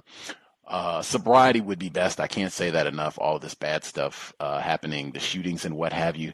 I felt traumatized just reading. We didn't even finish the third chapter, and we've already had 3 shootings narrated in a young adult book, no less. I don't understand. I don't understand why this would be marketed unless we're in a system of white supremacy. And hey, this is the way we want you to think. I think Dr. Curry talks about this on a regular basis. He should be back on the program later this month, where the only way that we can think about and understand Black existence, Black people, period, is through death, particularly Black males, even though one of the characters, Natasha, that died here, Black female, but I mean, death. That's the only way that we can think about Black people is death. Tupac, dead Black artist, and Michael Brown Jr., and go back and recount every Black person that's died over the last 25 years. And that's just what you want young folks to think about. Not, it could be something else. Yes, you do have a lot of Black suffering and death in the system of white supremacy, but it could be something else.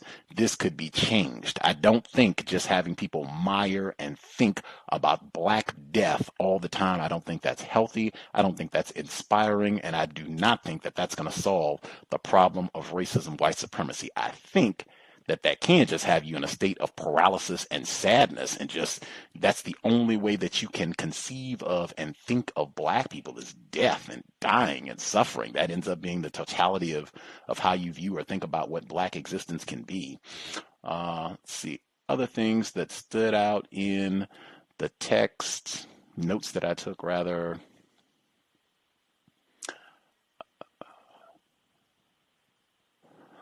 The portion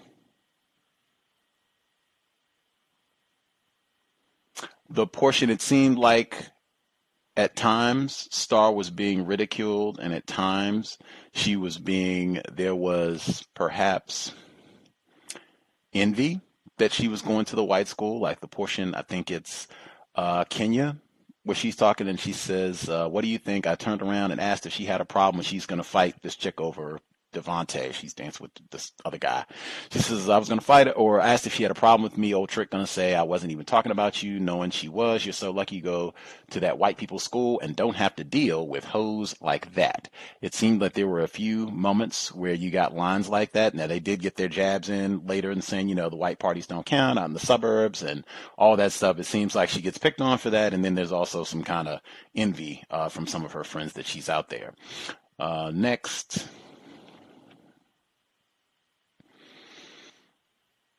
Let's see. Yeah, the drugs and stuff, like I'm totally done. I'm totally over. I'm not trying to run from I would be curious with all of because it's tons of books with Black drug sellers, Black drug dealers. Certainly it's tons of films, but it's tons of books. There's no shortage of books. We do not need any more books talking about Black drug dealers, Black victims of gun violence, we do not need any more books on that, even young adult versions. There are tons of those already, and I think a part of that is just, in my mind, whites are very comfortable with this sort of depiction of Blackness. They have been for a long time.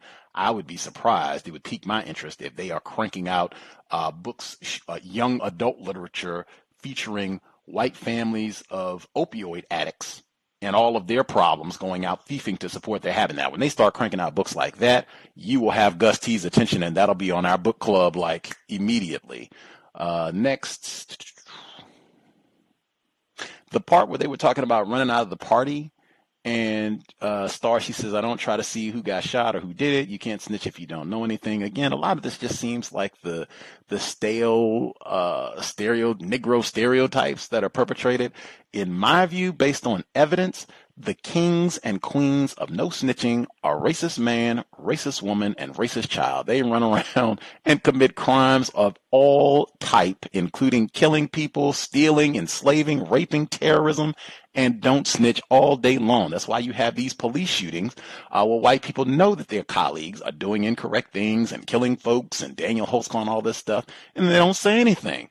Whites are the kings and queens of not snitching, and that should not be anything that gets attached to black people as though we champion this or we are the ones who promote this. Nobody does the no snitching policy better than racist man, racist woman, racist child. I will stop there. I will put my question out again, and particularly if we have parents that are familiar, like if you purchase books for your children or if you have teens, so you're familiar with young adult literature and what their standards are, what the content generally looks like. Any black parents, if you're a parent, don't be a spectator on this one. Get on the line. If you are a black parent, how would you feel about having your 13-year-old, 12-year-old, 14-year-old reading this book based on what we heard in the first 2.5 chapters? Thomas in New York?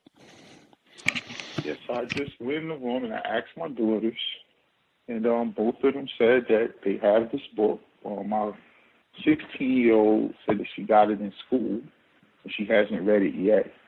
And my 13-year-old said her school gave it to her in an ebook form, and she got through the first chapter.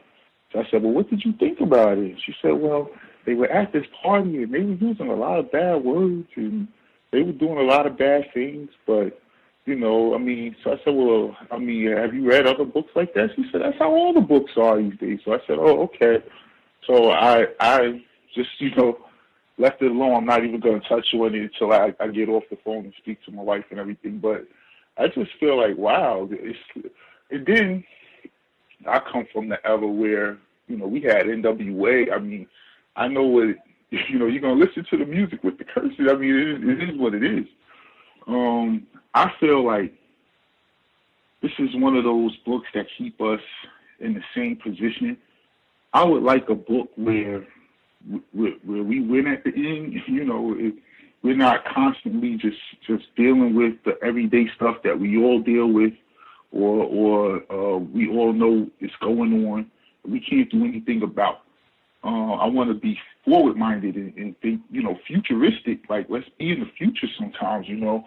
So this is one of the books that just keeps us in the present and the past, because this has been our history. Either they did it to us or we did it to each other. And that's what I feel about this book. I didn't even correlate the Boys in the Hood to it, and man, that fits really good. Because Lawrence Fishburne did do an excellent job on being a good role model and a stand-up father, and her father seems to be the same way. I thought that the boyfriend was white, but I didn't want to make that that she didn't say that.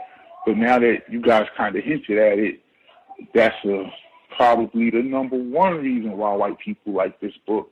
And I would like to see how that plays into the decisions she makes as far as testifying and how she views if this white character is able to control her views on this subject. From being that he wasn't there, but of course she's gonna tell him what happened. Yeah, that's all I want to say. Thank you, guys. Other parents, how would you feel about your child, young teen, reading this text, or if they've had any contact with this book? Or actually, hang on one second. Red in Nevada, since we haven't heard from you at all. Red in Nevada, do you have commentary? Well, hello. A little bit of y'all's commentary, and I just want to say, even though I'm not a parent, it's really funny that this question came up because I was actually going to give the book, once we were done with the book study, I was going to give it to my younger cousin, and I had asked this, but I wanted to at least read. I read like the first page, and I had sent my cousin a picture of the first page. And I'm like, well, I guess I can't really give this book to, your son. And she was like, yeah, it's a bit much. So I know when I was in school, I did not read books that had all types of cussing, especially, just coming right out with cussing and, drug use and also alcohol in it. But that's all I'll add for now. I'll mute my line. Indeed. Parents especially. Can I be heard? Yes, sir, retired firefighter. Yes, I would say any type of reading of this book or something similar, I would say that it should be read but supervised. It should be supervised, whereas possibly, to give an example, the quote unquote child would have a book and the parent or whoever that quote unquote adult is, and they're reading it together. Once again, I can see how it could be, things of this nature could be very popular with white people because they invest upon a lot of foolishness. That's a result of the system of racist white supremacy through the tunes that young people, that's popular with young people. They bestow the quote unquote, and I'm like cringing to use this word, the artists. They either give them a lot of money or give the facade that they have a lot of money, and make it very popular. Because why? It to me, it's logical that because it's not an answer to solving the problem, and if it's not an answer, it's actually helping the problem. And I can see that being very, very shrewd and very much a strategy in this refinement period that we're in. That's what I have to say. Thank you. Folks have other comments, certainly feel free, but I certainly want to hear if we have any other parents who have thoughts about how you would feel if you have a younger teen who would be reading this book for leisure or for school. Certainly if we have any younger folks, if you read this book, had to read it for school, or just read it on your own, would love to hear your commentary as well. And just one other quick thing I just want to say about the profanity and the alcohol consumption, underage drinking, drug consumption, and all of that for a book that is supposed to be and is marketed as a young adult novel. That I think it is important. I'm not saying that folks it's not about being a prude. It's not about pretending that younger people are not cursing already or not listening to music with profanity or drug references, alcohol references. Certainly if they're listening to Drake, as was mentioned in the book, or Tupac or whatever it is, they're hearing a lot of that stuff or all of that stuff anyway. I would just say that I do think it is important. I know Dr. Welsing talked about this. Minister Malcolm talked about this. He was mentioned in the text as well.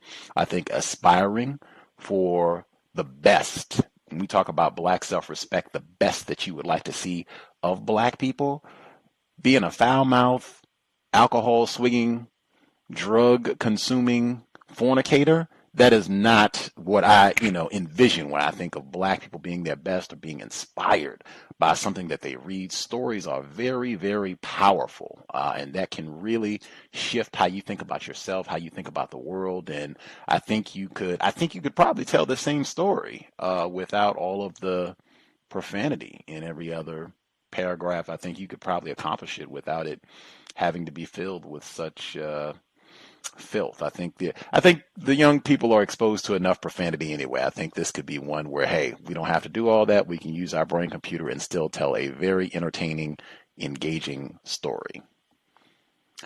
We have other folks who had comments, particularly parents. Can I be heard? Yes, sir. Yes. As a parent, I would say I don't feel like our agency as parents allows us to, completely stop our children from coming in contact with these things. I have a 5-year-old and a 6-year-old, so not preteens yet, but if they were teenagers, I would do, and just because this book is out, I would do everything I can to make sure this book is avoided, and until I can educate them to a sufficient level to where I feel comfortable they can engage such deviant cultural products. That's all I have to say. Appreciate that. Another great, I guess, reminder or encouragement, you can think of it that way, to be looking for alternatives so that your children do not have to go through the public school system. That way you can pick the literature that you want. Or if you say, hey, I have my 13-year-old, and yes, we will read The Hate You Give, Angie Thomas, as a part of our homeschooling program, but we'll read it together. And then you can go through and ask questions and, have a very different take on the text. Very, very different from what I suspect the reading of this book would be in the public school. And I would absolutely love it. We'll probably be reading this book for more than 6 weeks. I would love it if we have any parents, if your child had to read this book, if we have educators and you know how this book is taught in school, I would absolutely love to know more about how white female teachers teach this book in school to black students. In fact, we should all think about that as we march through the text. Do we have other folks who had comments? Yes, can I be heard? Yes, sir. Yes, I'm a grandparent of a 14-year-old and just recently finished homeschooling him in history and geography. And although some of those other names that I mentioned, Jacqueline Woodson and Mildred Taylor, would be recommended reading for young adults. It does bring up some antennas because of the profanity, but I don't think that alone should stop this material from being disseminated. But it's very difficult to get 14-year-olds to read, period. And I think that some of these curse words or these slangs like stink eye or whatever, we probably don't know much about, but these words and phrases that she's centering in on that group, is probably would get their attention and maybe encourage them to read a little more. But I also wanted to point out that Star seemed to, her mental health, it seems like she should have received some type of counseling, even after the first drive-by shooting where her young childhood friend was killed, because it seems like, it's not much emphasis put on mental health for victims of, black victims of the same type of police brutality and shootings of unarmed black people. And I just thought that should have been mentioned. And I'll leave my line on that. Thanks, guys. Black mental health. Appreciate that, Mr. Demery, for black mental health. I feel compelled to say, I keep thinking of Harry Potter, especially since it was mentioned in this book. I think Harry Potter is considered young adult literature, and I don't recall Harry Potter having any difficulties getting young people engaged, especially young white readers, getting them engaged or getting them to read. I don't recall any difficulties around that at all, and it's not filled with profanities and drug use and alcohol and fornicating. I don't think any of the 7, unless I've been mistaken, I don't think they're filled with that. And I think Harry Potter, they did okay selling books and getting a few, at least a couple people to read a book or two. Any other comments folks had? Can I be heard? Yes, sir. Oh, I just wanted to build off of that point the last caller just made. In that story, we literally went from 2 black deaths, and 7 minutes later, we were talking about regular or crispy bacon or something like that. We were talking about breakfast food. So the mental health was definitely missing, and I think in their cultural products, white people like to see black people deal with intense amounts of trauma in these particularly dignified and dehumanizing ways. Thank you. Indeed, indeed. Any other comments? Folks want to make sure they get in based on the first portion that we heard. Oh, Can I be heard? Go ahead, bro. Retired firefighter. I was just going to make a very short comment. Just it seems to be just a method of stumbling and bumbling through each episode, and the only goal it appears to be is to survive through the process. Nothing about solving problems,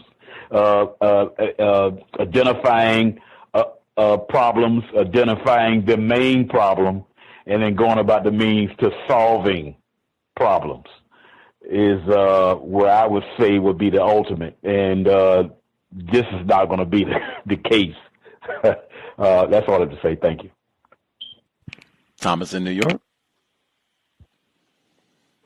Oh, yeah. I just want to say I personally don't have a problem with my kids reading this book. I feel like they done heard all these words and they know all this stuff. They got the internet. Like, I listen to the conversation the kids have when I'm on the train, and it's like, wow. I look at the relationships that the kids are in at a young age.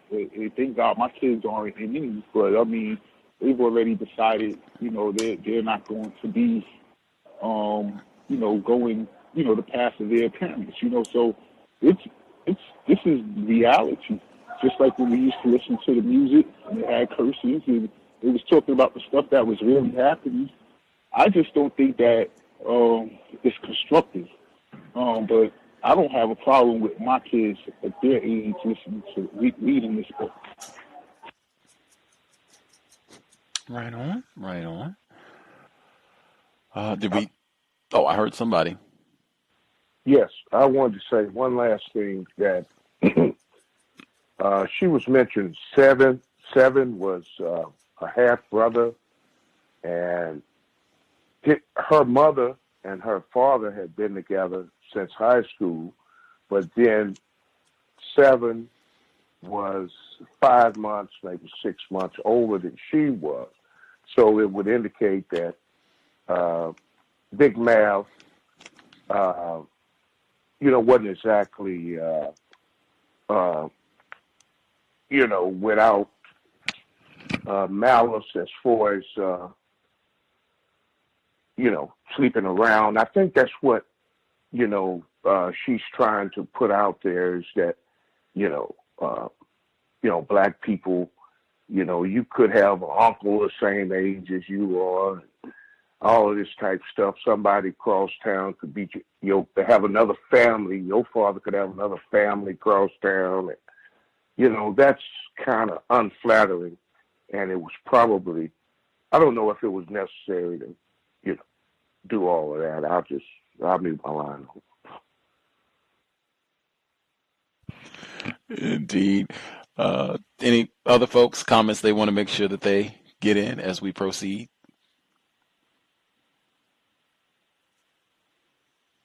Everybody satisfied?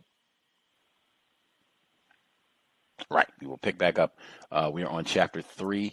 We have not even gotten to the portion where she's around her mostly white classmates and her white boyfriend, who I think's name is Chris. We haven't even gotten to all that. So it'll be an interesting contrast to see how the language shifts and the empathy that one of our callers mentioned, how you don't really, I think he said it was basically written in a way where you would perhaps not empathize with some of these black characters when these bad things happen, even the shootings and what have you. You would think in some way that they deserved it because of their moral flaws or character flaws.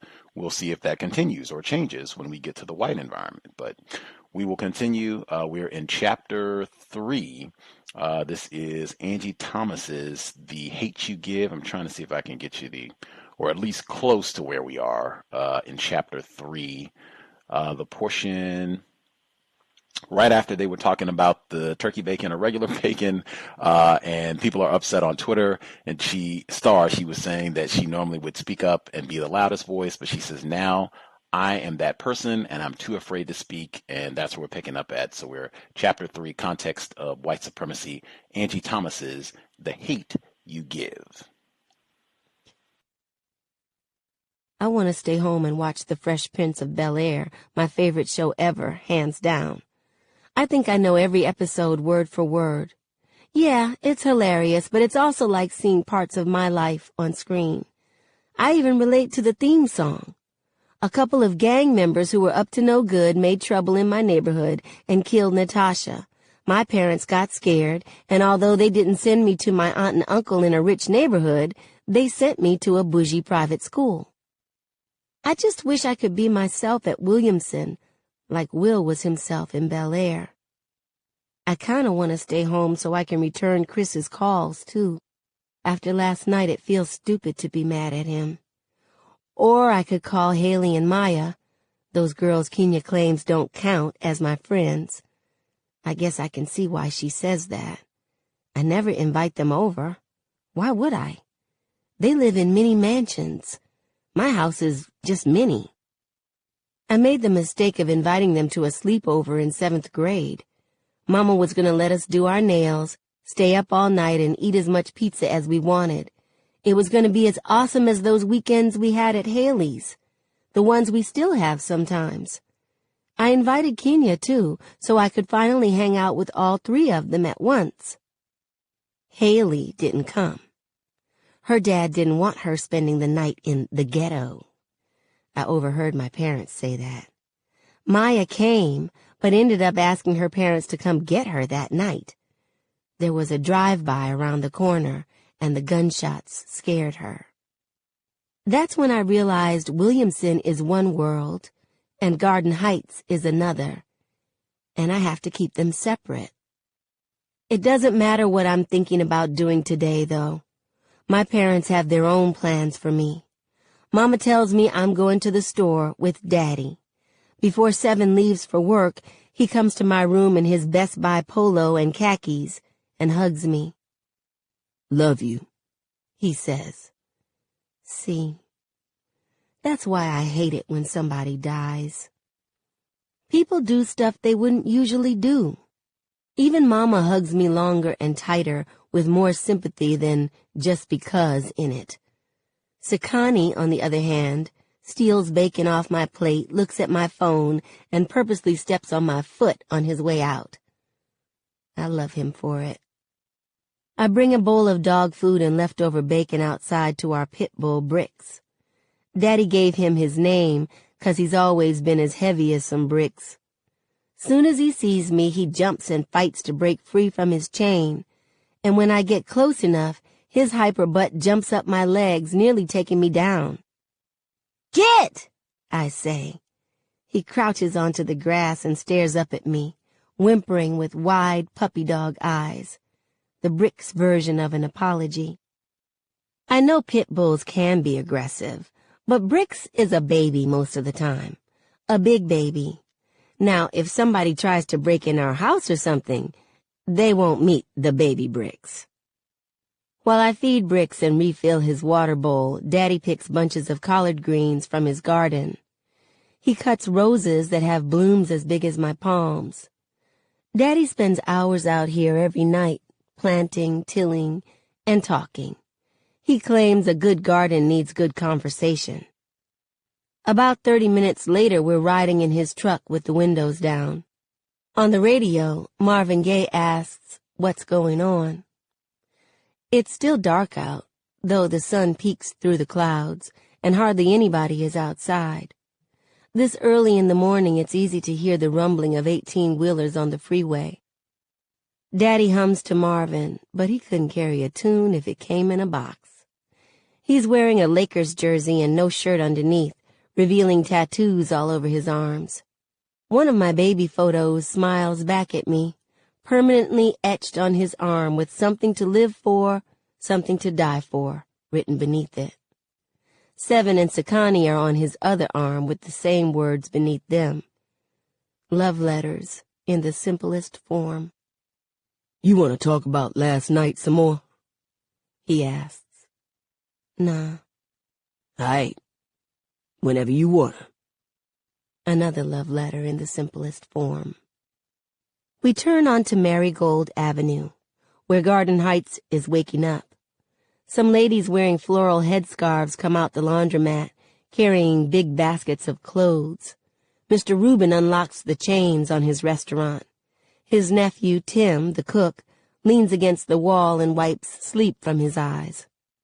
Ms. Yvette yawns as she goes in her beauty shop. The lights are on at Top Shelf Spirits and Wine, but they're always on. Daddy parks in front of Carter's Grocery, our family store. Daddy bought it when I was 9, after the former owner, Mr. Wyatt, left Garden Heights to go sit on the beach all day, watching pretty women.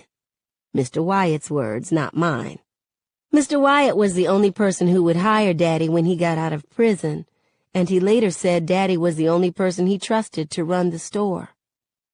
Compared to the Walmart on the east side of Garden Heights, our grocery is tiny. White painted metal bars protect the windows and door. They make the store resemble a jail. Mr. Lewis from the barbershop next door stands out front, his arms folded over his big belly. He sets his narrowed eyes on Daddy. Daddy sighs. Here we go. We hop out. Mr. Lewis gives some of the best haircuts in Garden Heights. Sakani's high-top fade proves it, but Mr. Lewis himself wears an untidy afro. His stomach blocks his view of his feet, and since his wife passed, nobody tells him that his pants are too short and his socks don't always match. Today one is striped and the other is argyle. The store used to open at 5:55 on the dot, he says. 5:55. It's 6:05. Daddy unlocks the front door. I know, Mr. Lewis, but I told you, I'm not running the store the same way Wyatt did. It sure is obvious. First you take down his pictures. Who the hell replaces the picture of Dr. King with some nobody? Huey Newton ain't a nobody. He ain't Dr. King. Then you hire thugs to work up in here. I heard that Khalil boy got himself killed last night.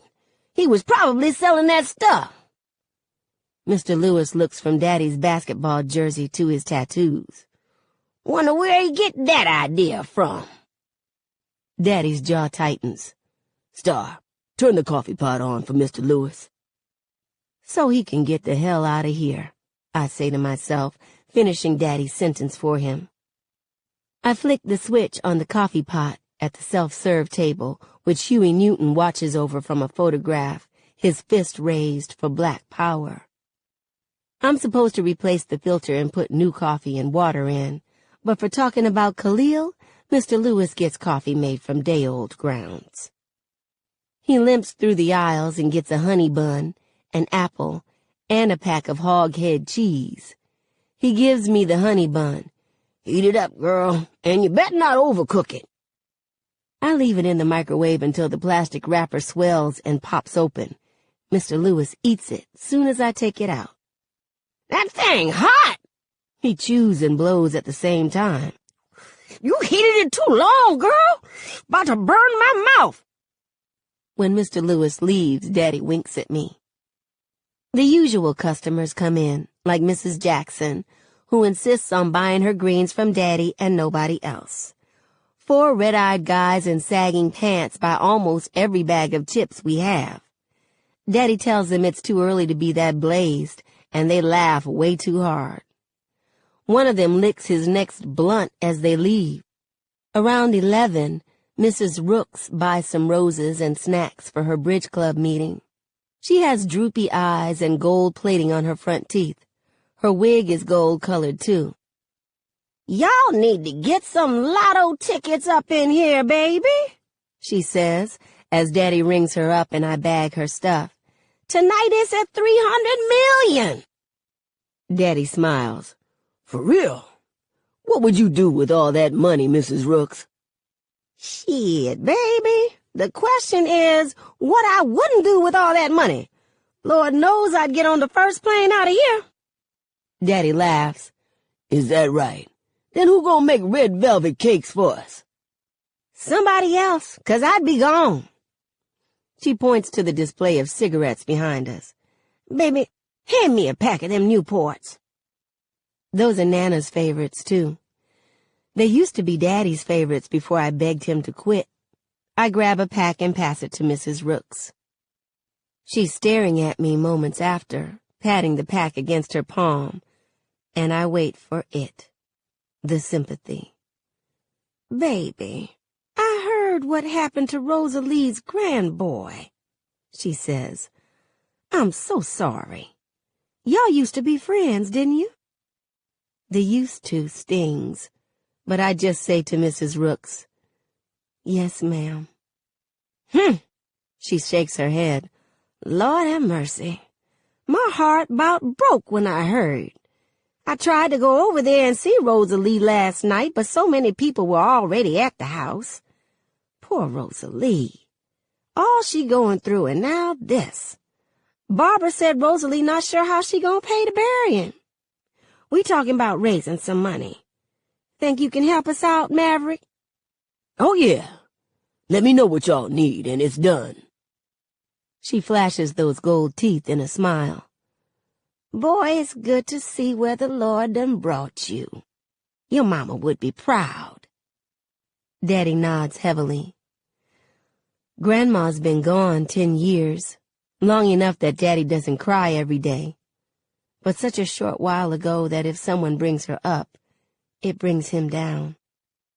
"And look at this girl," Mrs. Rooks says, eyeing me. "Every bit of Lisa. Maverick, you better watch out. These little boys around here gonna be trying it." "Nah, they better watch out.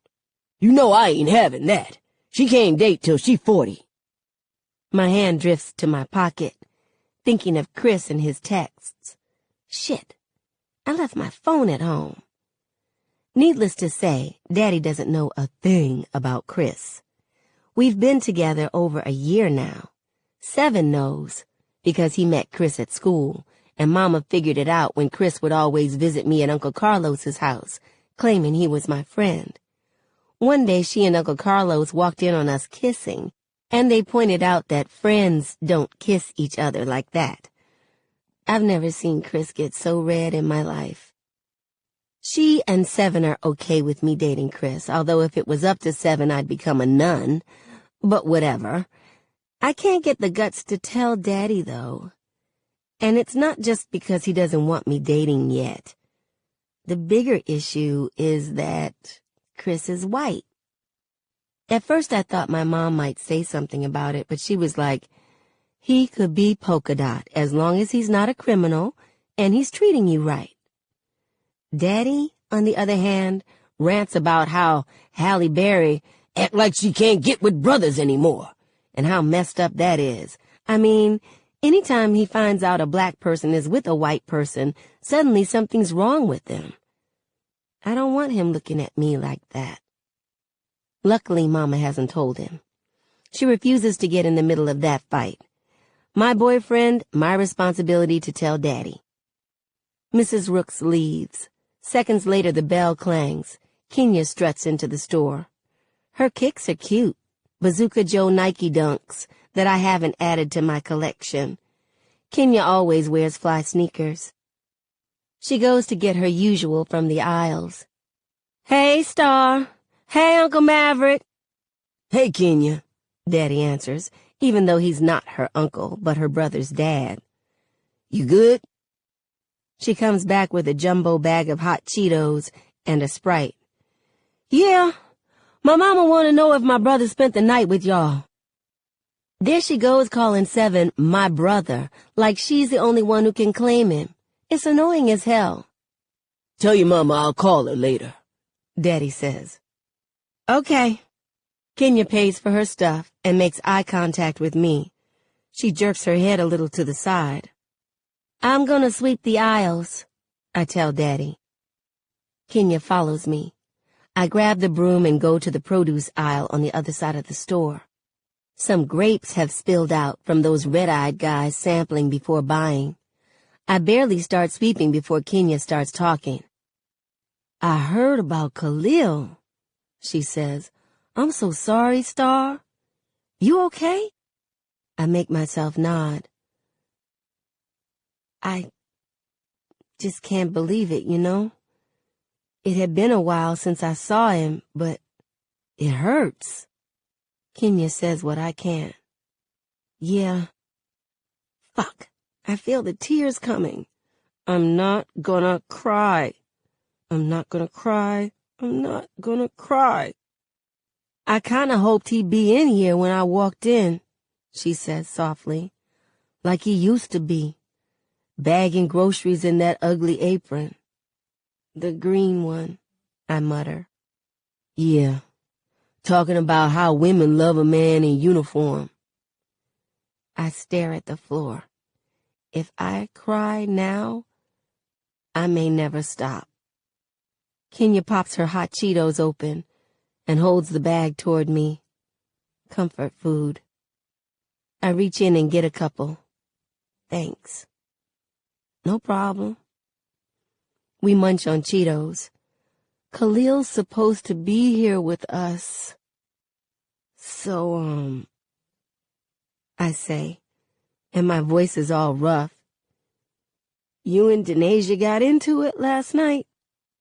Girl, she sounds like she's been waiting to drop this story for hours. Devontae came over to me right before it got crazy. He asked for my number. I thought he was Denasia's boyfriend. Devontae not the type to be tied down. Anyway, Denasia walked over to start something, but the shots went off.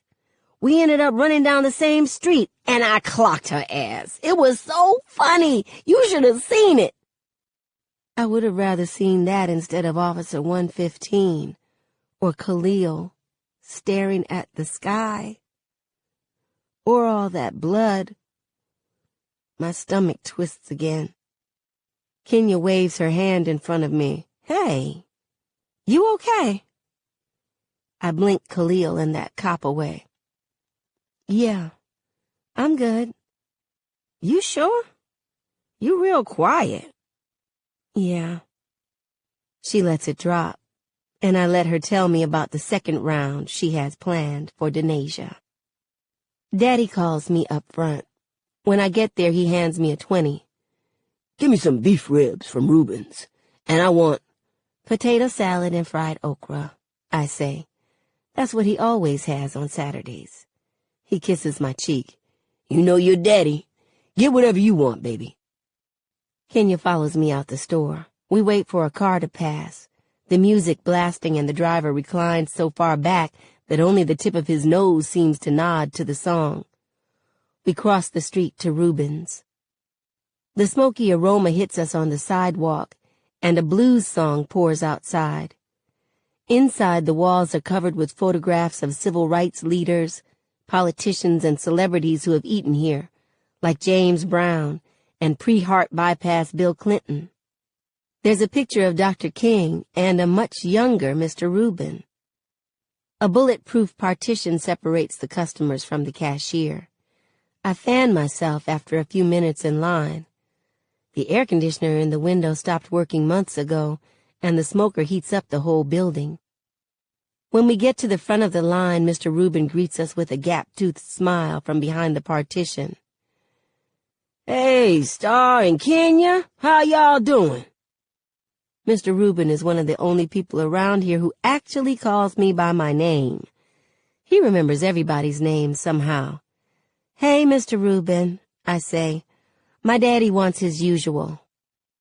He writes it on a pad. All right, beefs, tater salad, okra. Y'all want fried barbecue wings and fries? And extra sauce for you, Star Baby? He remembers everybody's usual orders, too, somehow. Yes, sir, we say. All right. Y'all been staying out of trouble?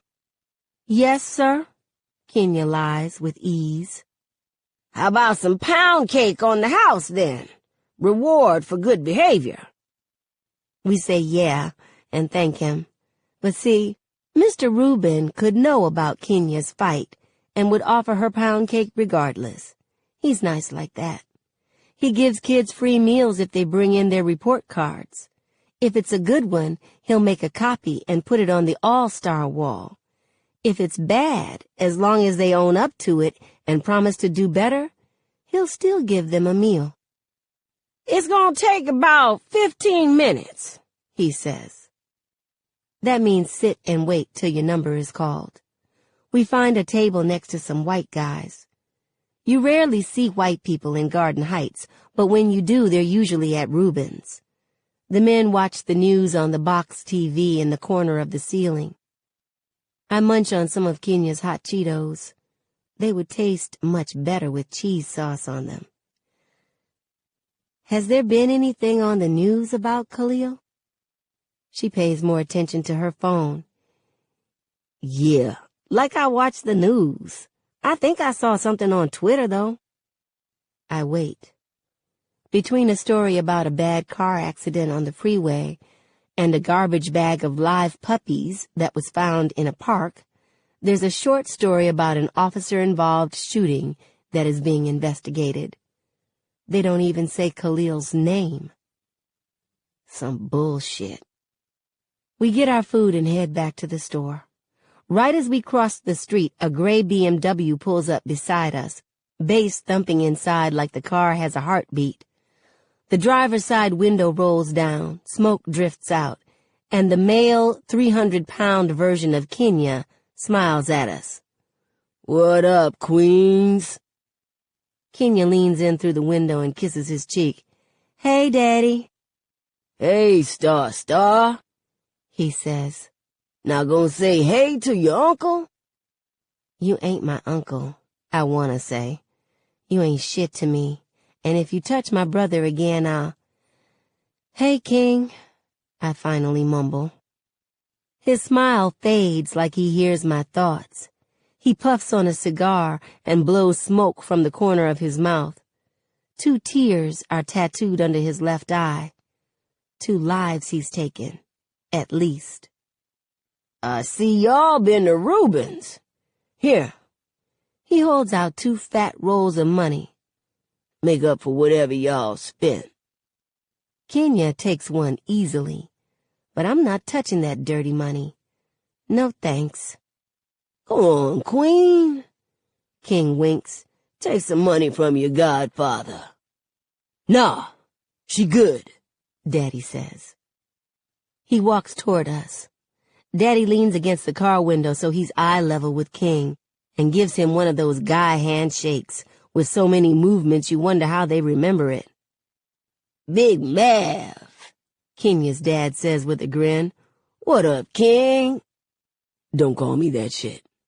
Daddy doesn't say it loudly or angrily, but in the same way I would tell somebody not to put onions or mayo on my burger. Daddy once told me that King's parents named him after the same gang he later joined, and that's why a name is important. It defines you. King became a king lord when he took his first breath. I was just giving my goddaughter some pocket change, King says. I heard what happened to her little homie. That's fucked up. Yeah, you know how it is, Daddy says. Popo shoot first, ask questions later. No doubt. They worse than us sometimes. King chuckles. But hey, on some business shit. I got a package coming. Need somewhere to keep it. Got too many eyes on Aisha's house. I already told you that shit ain't going down here. King rubs his beard. Oh, okay. So, folks get out the game, forget where they come from. Forget that if it wasn't for my money, they wouldn't have their little store. And if it wasn't for me, you'd be locked up. 3 years, state pen. Remember that shit? I don't owe you nothing. Daddy leans onto the window and says, but if you touch 7 again, I'll owe you an ass whooping. Remember that. Now that you done moved back in with his mama. King sucks his teeth. Kenya, get in the car. But Daddy, I said, get your ass in the car. Kenya mumbles bye to me. She goes around to the passenger side and hops in. All right, Big Mav. So it's like that? King says. Daddy straightens up. It's exactly like that. All right, then. You just make sure your ass don't get out of line. Ain't no telling what I'll do. The BMW peels out. Context of White Supremacy. That is the end of Chapter 3, The Hate You Give. Angie Thomas will pick up. We'll be at the very beginning of Chapter 4 for next. Man, I'm just looking at Chapter 4, and that starts going back to Natasha's gang shooting. One trauma to the next. Number to dial, 641-715-3640. The code 564943#. Press star 61 if you would like to participate. If you have commentary, questions, again, if we have parents, how would you feel about your 13-year-old, 14-year-old reading this book for leisure or for class? And if we have any educators, if you are familiar with how this book is taught, particularly how this book is taught by white female teachers, man, would love to hear that. And or if we have any younger black people, younger black students, if you read this book for a class or for leisure, would love to hear your commentary as well. Folks who dialed in with a hand up, line should be open. Feel free. Can I be heard? Yes, sir. Oh, man, this second session, man. So I don't know if any other callers picked up on this, but for the second time, I heard the father really kind of dishonored with the language. So in the first section, she said she was cursed with her father's eyebrows. And then after that, she said that that she lied to him about having a boyfriend, and the family was kind of complicit in deceiving the father because of how he feels about racial things. I thought that was important. And then there's this other thing that I noticed as well, the commodification of black heroes. So a lot of the pictures, if you go on eBay or if you try to buy pictures of black heroes, painted art, very hard to find, very expensive, and white people love buying pictures of Tupac and Malcolm X and Martin Luther King, these photos that they kept referencing throughout her time traveling with her father. I thought that was very important when they were arguing about Huey Newton and putting up pictures of people in the past. And then there's also this pop cultural thing she does, and constantly referencing things like Fresh Prince of Bel-Air as a kind of explanatory power, as giving it a kind of explanatory power to locate herself in the world. That's very disheartening, personally. But that's all I had to say. Don't you like Will Smith? What's disheartening about her relating to Fresh Prince of Bel-Air? For me, it was like not Will Smith is not the problem. It's just like the TV show. I didn't watch that show a lot growing up, and as an adult, I've always heard that show from white people at the different jobs I've worked at. They always try to talk to me using the show as a reference. So just personally, it was disheartening for me to hear that, because I was like, wow, I've never actually heard another black, like me and other black people have never actually talked about that show and like located ourselves within it. But I just thought it was interesting given how much I hear on a daily basis about how great the white people I know think this show, Fresh Prince of Bel-Air is, and how they know all the words and things like that. That was just a personal thing for me. Fascinating. I'm so glad you shared. Other folks who have Probably heard. Thomas in New York. Yes, that was a good, and I think Fresh Prince, he kind of, that show and how it kind of correlates to this book is he had to go leave the ghetto, go to these white people to be properly educated and to become successful. And that's the way they like to, to make it look sort of different strokish.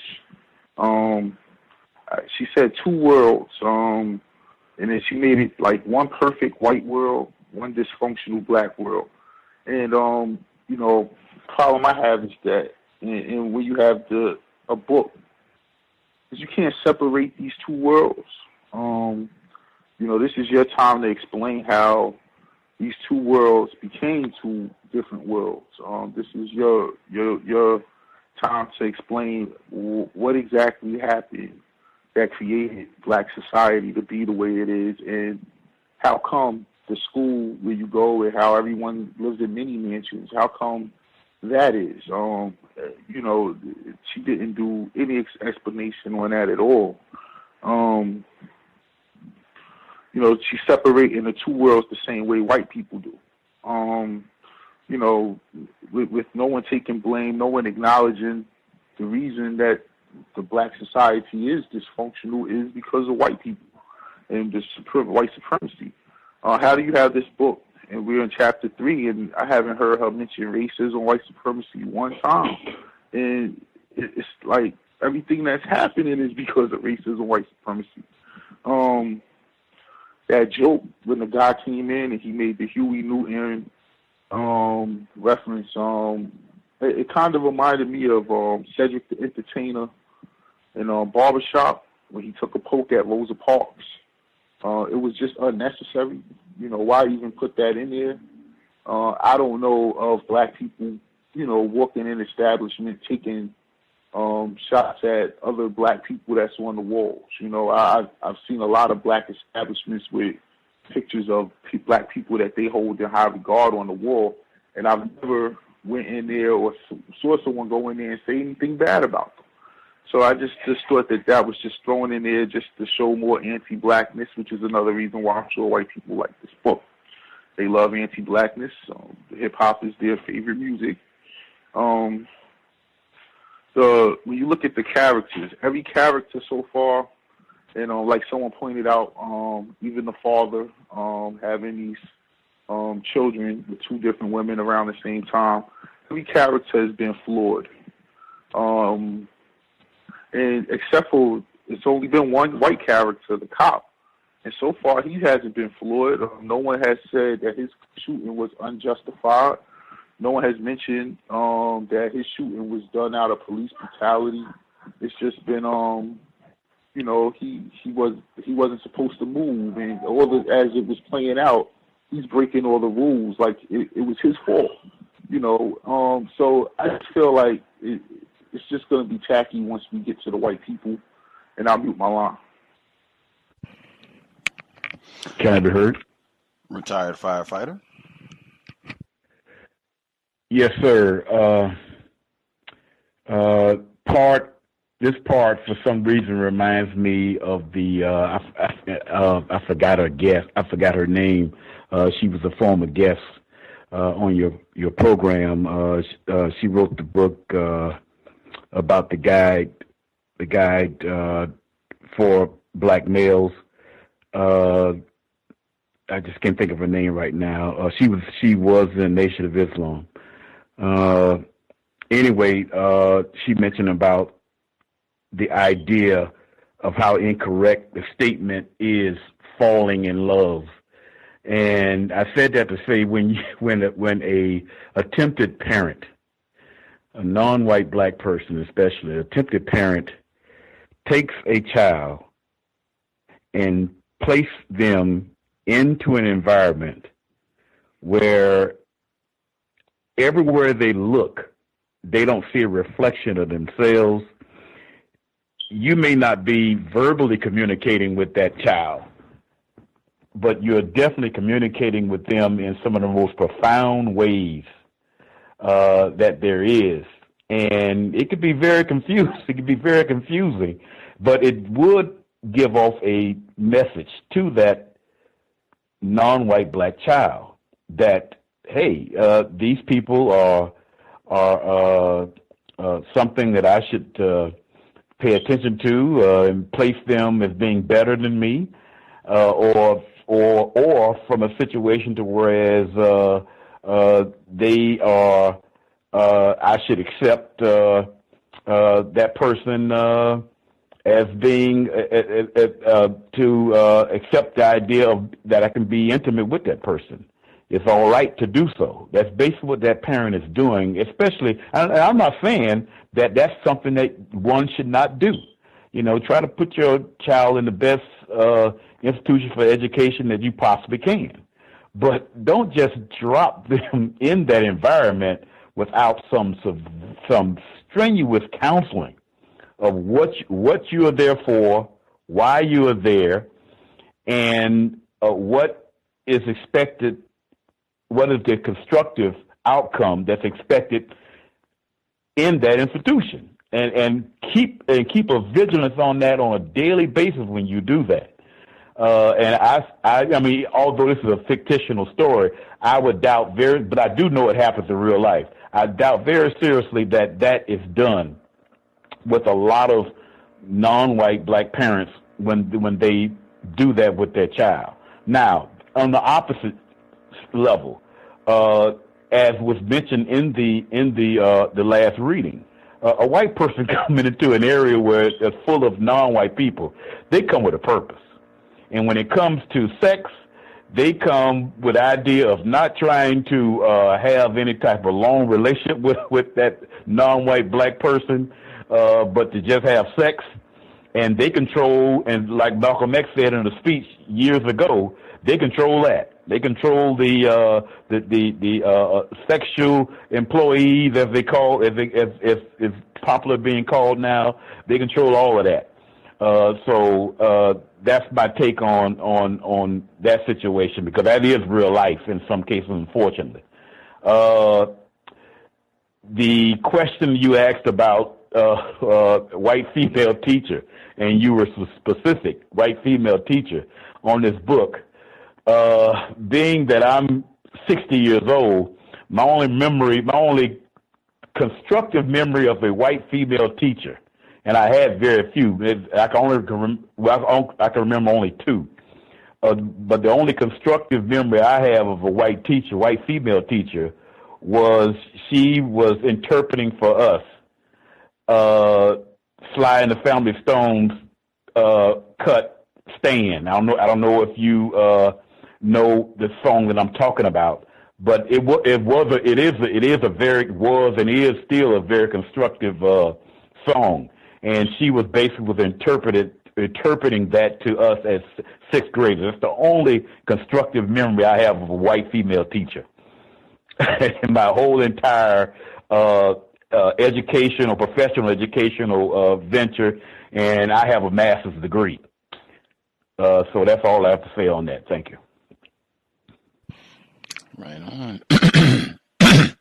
Other folks who dialed in, if you have a hand up, if we've not heard from you, you should go ahead and speak up now. May I be heard? Yes, ma'am. I definitely thought it was interesting, and I know some other people have touched on it, about how, like in the book, it talks about this fictitious story, how, it's subliminally better to be in white schools and not, really telling your child how to operate within these schools. And I know I was, in that same type of predicament. It wasn't necessarily a private school or anything like that, but it was basically a school where they're just mostly white people, and that's not really extremely well-off white people, but just white people nonetheless. And, still having that, and still not really, being given some type of hint that they'll still practice racism in different ways. And I just thought that, and just the father really not being able to, or the family unit definitely being dysfunctional and not being on the same, or having the same mindset as far as, Area 8 and these tragic arrangements. And I just think that's kind of, I don't quite understand it. Like, why would the father, want the daughter to be, or the children to be in a better school, i.e. a white school, and not want the daughter to be with white people when you're basically subliminally telling her that. And I guess one thing that kind of stuck out to me was the whole hot Cheetos thing, how, that's supposed to be, comforting, and all, and even like, just the corner store type food. I like this book is definitely reminiscent of my adolescence. And I guess that's all I'll add for now. Thank you for allowing me to share. Appreciate that. Other folks who dialed in with a hand up, if you have commentary, feel free.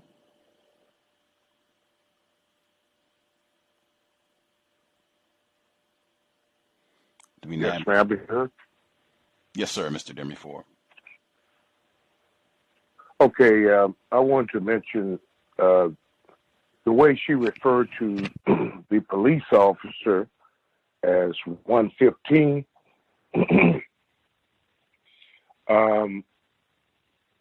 I'm for calling out these racists and identifying them in every way as possible. So I can understand, the writing style, referring to him as 115. He's not really human, to her, but I think proper identification is really, should be, emphasized. And I guess kudos for Mr. Rubin, the guy that runs a barbecue joint. He's encouraging the young kids to continue their education, and he's a positive role model in the community. And I guess the whole idea of criminalizing the victim, they're starting to, I guess, look into the lives of these victims. And then that always leads in the wrong direction instead of, like I say, identifying this police officer and then maybe even looking into a lot of his previous arrests and his behavior before then. I'll mute my line. Here for correct identification and black self-respect for Mr. Rubin. I'll second that. Do we have any other folks who had commentary? We miss anybody?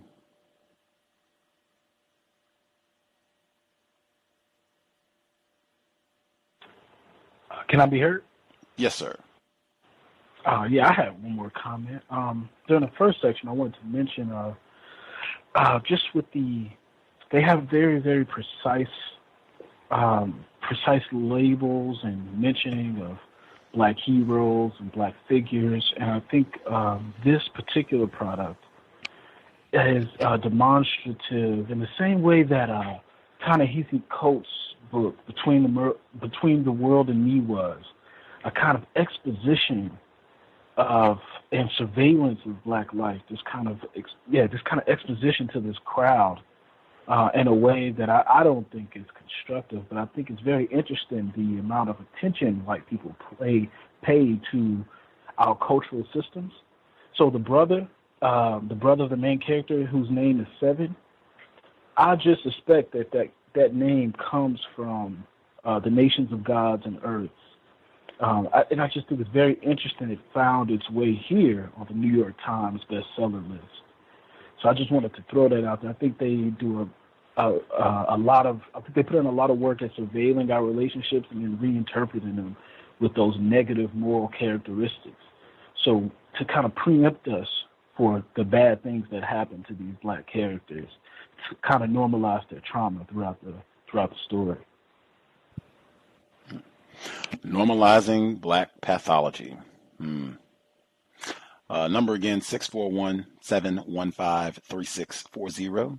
The code 564943#. Press *61 if you would like to participate. We have less than 30 minutes left in the program, so do not wait until the last minute. If you think you have commentary, go ahead, get your hand up now and share if you have any thoughts, questions on the final section or any portion of what we've heard thus far of The Hate You Give. Some of the notes that I took from this portion of the text. The portion where she talks about, I guess, the difference where she's relating to the Fresh Prince of Bel-Air, and she's talking about how it was so different and the white people didn't want to come to her area, and how could she invite them? And the one time it happened, that the one child got frightened because of the gunshots. Like, just these types of passages, I could see why white people would enjoy reading a text like this. This is what it reminds me, I think one time Thomas in New York was saying on the job, workplace racism, Thursday, 8 p.m. Eastern, 5 p.m. Pacific. He was saying that on the job, he'll just lie and he'll just tell white people what they want to hear and be like, oh yeah, when I was growing up, 4 of my best friends got shot and killed. They were selling crack and got shot on the merry-go-round. Oh yeah. Happened every other day.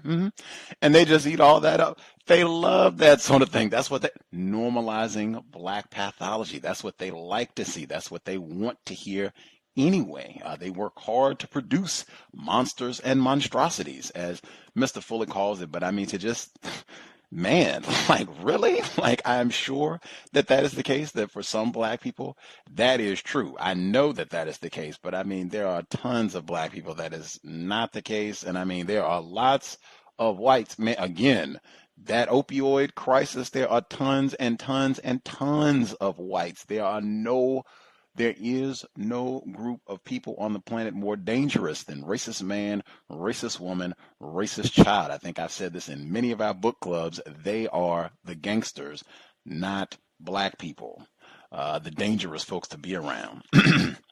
Heavens, talking about guns. Come on now. Next, where I think we've spoken a few times about places where black people shop, having fencing and material to make it look like a correctional facility, a prison, greater confinement. I think we've been talking about that, and she highlights that for where the black people have to shop in this part of town. I think she also sees that as an aspect of racism, white supremacy, even though it's not being labeled explicitly as such. Let's see. The parts, so yeah, you get the explicit commentary on Chris being her boyfriend being white, and this conspiracy within the family to keep this white. This is all, I would classify all of that as keeping white people's secrets.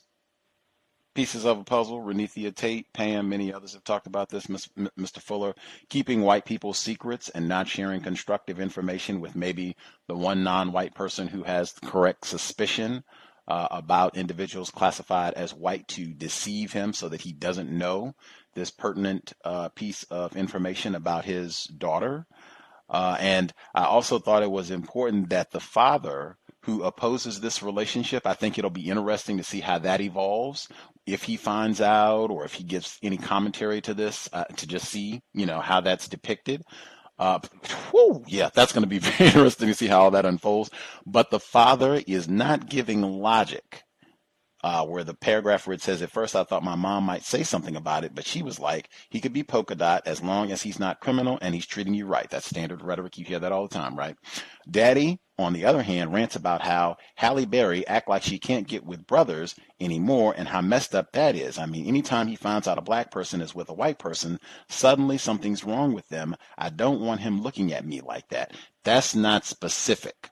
That's not precise. I mean, it could have been as little as, I know that dad suspects that white person could be a racist.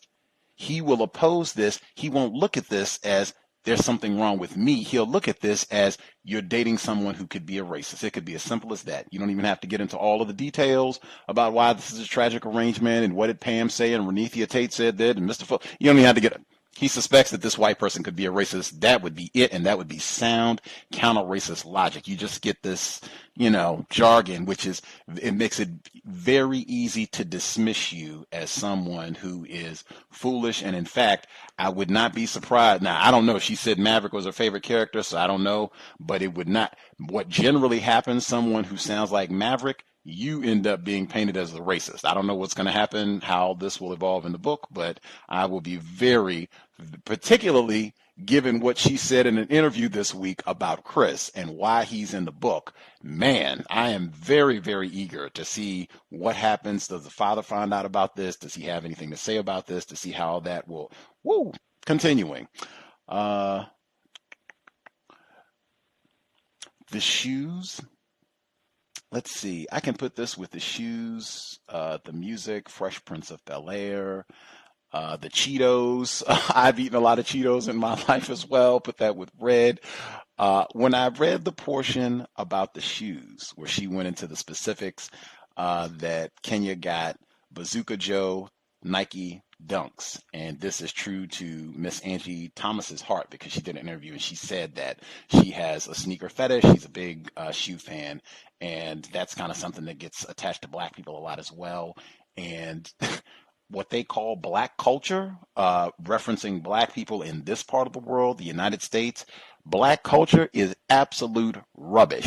At best, it is a really pathetic response to the system of white supremacy. At best, I'm just making a flat statement, but all of the things that people talk about with black culture, whether it's black, and man, the food got mentioned in here, the barbecue and all of that stuff that will kill you and have you being way overweight, which the author of this book is, and that is not fat shaming at all. I mean, just talking about basic health. There's a reason she's in Mississippi, and Mississippi is notorious for having lots of people who are in bad health because of having bad food, like exactly what got mentioned in this book and labeled comfort food, no less. And when I read that about those Cheetos, the comfort food, I thought of my flood situation, because that was the exact same thing. People come here, have some Cheetos, here, have some and I would end up being in the exact same spot, being way overweight, and that's what happens to black people all the time.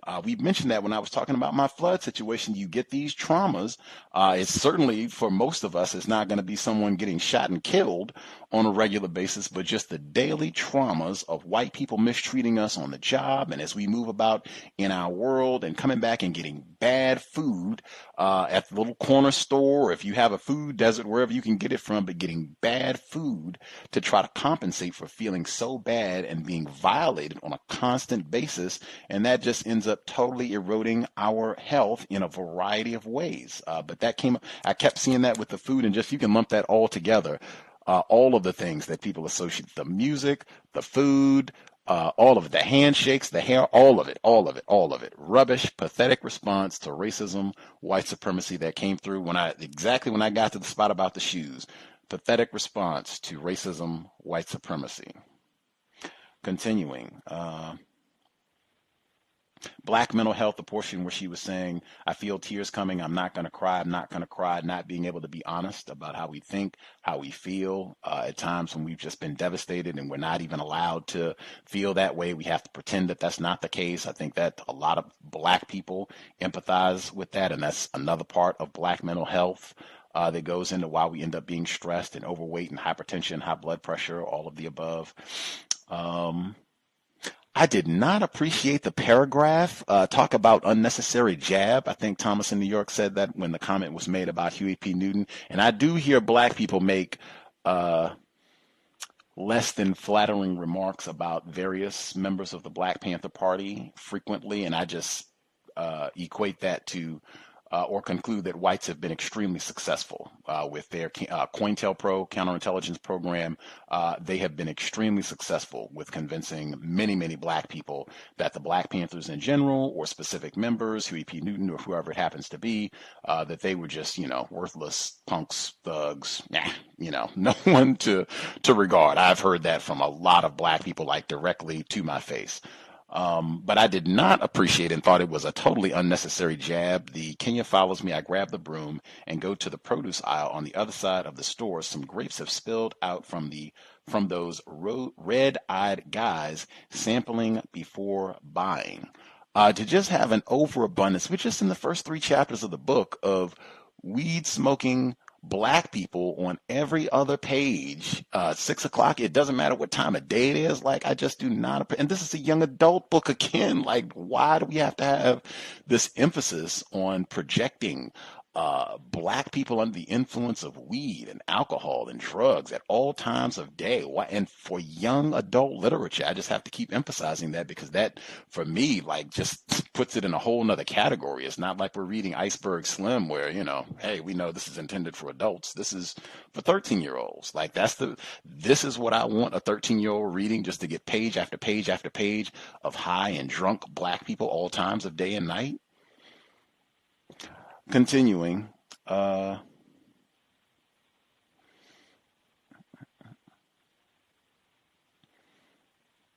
portion, I thought this was really unnecessary blackness, and this was another one where I said I can see why white people would like a book like this, and just the anti-blackness when I read something like this. And when I read this at times, I feel like, man, I've never seen Empire, but reading this at times, I feel like I have been kind of watching a little bit of Empire or Precious, or the list. I already read them. I'm not going to go through it again, but I feel like it just feels like that same sort of just black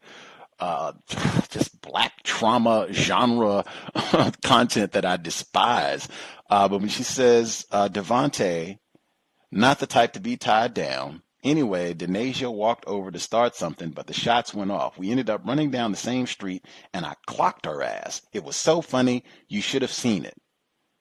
This is exactly the way that racist man, racist woman, racist child, that is exactly the way that they want to project black people. I do not think of black people as being that type of buffoon where there's been a shooting and you're scurrying away from the shooting and you see someone that you have a disagreement with, and I'm going to take this moment to knock her upside the head.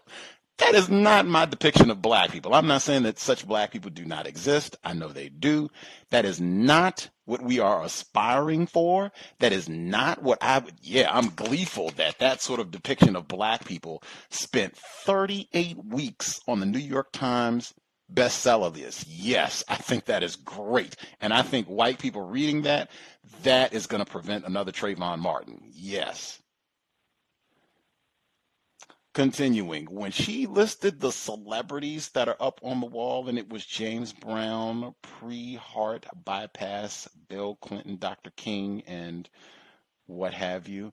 Very authentic. I know many, many black people. I think Pam even confessed that she used to be in that number as well, who are enamored with Bill Clinton, maybe less so now, but certainly for many, many, many, many years in love with Bill Clinton. I appreciated the authenticity. Let's see. About that. Pound cake, cheese sauce. Yeah. Already talked about the food. And I'll leave it there.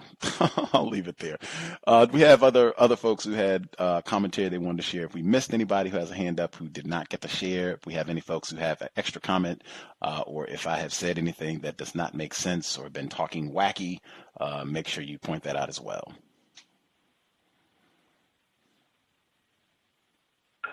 Can I be heard? Yes, sir. Yes, I did want to make a couple more comments. You weren't talking crazy. Nike, 100% owner of Jordan's Jumpman brand, 100% owner. They need to cut her a check because she did a lot of promoting for them in this book so far. Like they need it. $300. Oh my gosh. White people built the system on black people's trauma and black people being confused. And that's what this book is displaying. No one black is saying racism, white supremacy, or racist. That's just showing me that they're confused. And it's a whole bunch of black trauma. And I wanted to correct myself.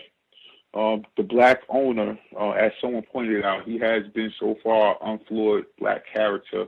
And there was another white character, the little white girl who went and stayed at her house, but they had a shooting down the street, so she had to go home early. So just more black trauma and more highlighting how different white life is to black life. Her parents came and picked her up immediately. The other white girl didn't come. Right. I even with that, she said in an interview that she was in a car. Some of this is kind of based on the author's experience. She went to a predominantly white school in Mississippi. And she said she was in a car with 3 other white females. They were going someplace, and it was, oh, we can't go over there because that's the ghetto. And Miss Thomas spoke up and said, well, that's where I live. And she said nobody really said anything else, and they just quietly went about the rest of their business, and it was very awkward the rest of the way. But from if the 3 individuals that were in that car, race soldiers, white women, if they read this book, it would be, what is she talking about? See? Even she knows. Nobody wants to be over there. She knows exactly. In fact, she should have been like, that's right, I live over there, and I don't want to be around your crazy black people. See? You know exactly. We read your book. That's exactly why we didn't want to be there. That's the impression I think you would get from reading this book. I could be wrong, and we're very early. 3 chapters in. If this is one of those, if you read the first 3 chapters and stop, I cannot imagine how you would have a favorable impression of black people. May I be heard? Yes, ma'am. I just wanted to say real quick, I actually also had a correction. I did remember one book that I read in high school. It was, I think it's called Makes Me Want to Holler. And I feel like, I know that we're still early on into this book, but I do remember specifically like the graphic sexual nature, at least in one part of the book, Makes Me Want to Holler, and I thought that, that seemed, I guess, for lack of a better term, risque, because the little boy, the author was talking about, the whole running a train situation. But yeah, that's all I wanted to add. Thank you. I'll mute my line. Appreciate it. That's Nathan McCall. That's not marketed, unless I've been misinformed, as young adult literature. I did read that. That is pretty graphic and sexually graphic, violent, but I don't think that's marketed as young adult literature. Yeah. And I think to retired firefighter, I think he was talking about Dr. Shahrazad Ali earlier, a member of the Nation of Islam, previous guest on the Context of White Supremacy. Any other folks have? That's correct. Right on. I think I said before on the show, when I was in school, we had to read Push. That's Precious. Of course. Yeah, I'm not aware of white people coming out and promoting Dorothy Roberts, Killing the Black Body, Amos Wilson, Blueprint for Black Power, Dr. Welsing, Mr. Fuller. I mean, we've had a lot of black Renethia Tate, Pieces of a Puzzle, Pam. We've had tons of black authors from all over the world who've written about racism, white supremacy. We've even had black authors who've written children's books about Nat Turner on the program. I have not seen them get this sort of attention to go, and this is the book that we want to get, to say this is the book that represents the Black Lives Matter era, addressing racism for a young audience. This is the book. Any other comments folks want to get in before we conclude? Can I be heard? Yeah. Hang on one second, retired firefighter. We'll get you as well. The other caller? Yeah, I'll be quick. You talked about how there was a misrepresentation of the father and how he was using incorrect logic in the text and his rationalization of interracial marriage or interracial relations or whatever we call that stuff. But immediately when you said that, I was reminded of Du Bois when he talked about emphasis and omission, and that is central to the maintenance of white supremacy.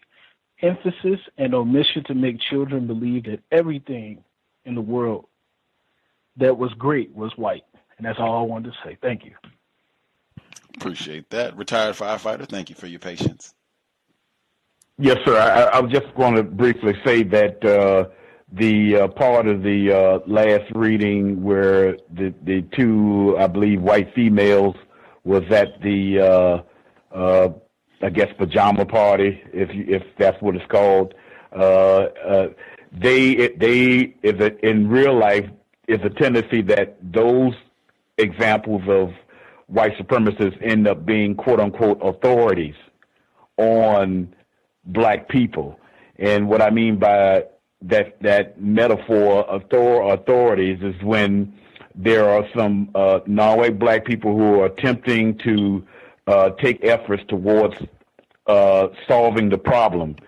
These are the type of white people who would be promoted as an opposition. Oh, wait a minute now. I went over to the project. I stayed with my classmate overnight at the projects. And so I have a bird's eye view understanding of black people and what they do and how they behave and blah, blah, blah.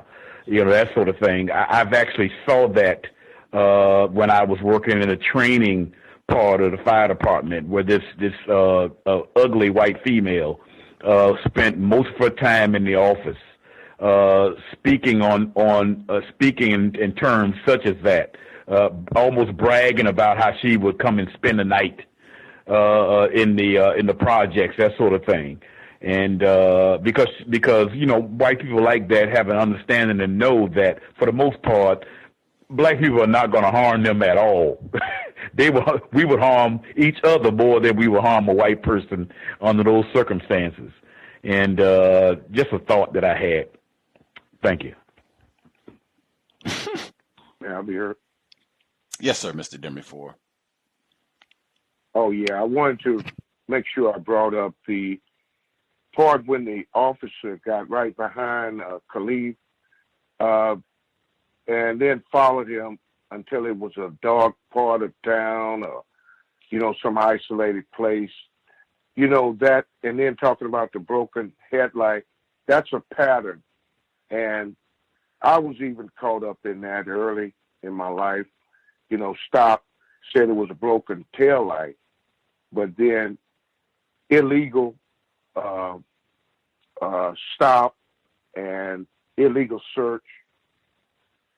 And so it ended up in my favor. Well, I was breaking the law, but it ended up in my favor because of that stupid lie that they always tell about a broken tail light. And also I wanted to mention one of my Facebook friends had put on there, to all my white friends, can you tell us about the first time you visited your black friend's house? And she didn't get but a couple of responses, and I thought it was interesting because one girl said that, she remembered and she wanted to stay with that family forever. And I was thinking, when you ask those types of questions, you could get any type of answer. They're going to give you the answer they think you want to hear. I'll mute my line. That is a good one. Context of White Supremacy. I hope your wife is doing well and recuperating quickly, Mr. Demi-Four. We will wrap there. If you have additional comments, you can, make a note.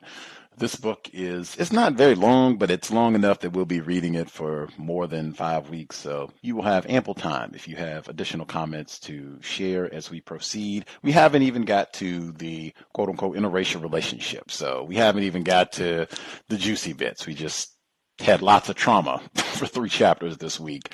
If you are listening to the archives, certainly this one, feel free. Write in. Hopefully we won't have a flood or any other disruptions so we can go through the book smoothly every Friday, 8 p.m. Eastern, 5 p.m. Pacific. So you can email untiljustice@gmail.com if you have commentary, and we'll share as we proceed. Certainly if you're listening to the archive and you think, hey, Gus, you are talking crazy. I read this book and I think, wow, it made me think and just have maximum black self-respect based on what I heard from the first 3 chapters of The Hate You Give. Well, then, yeah, you need to write something pronto, and I'll make sure to read that next week for the program.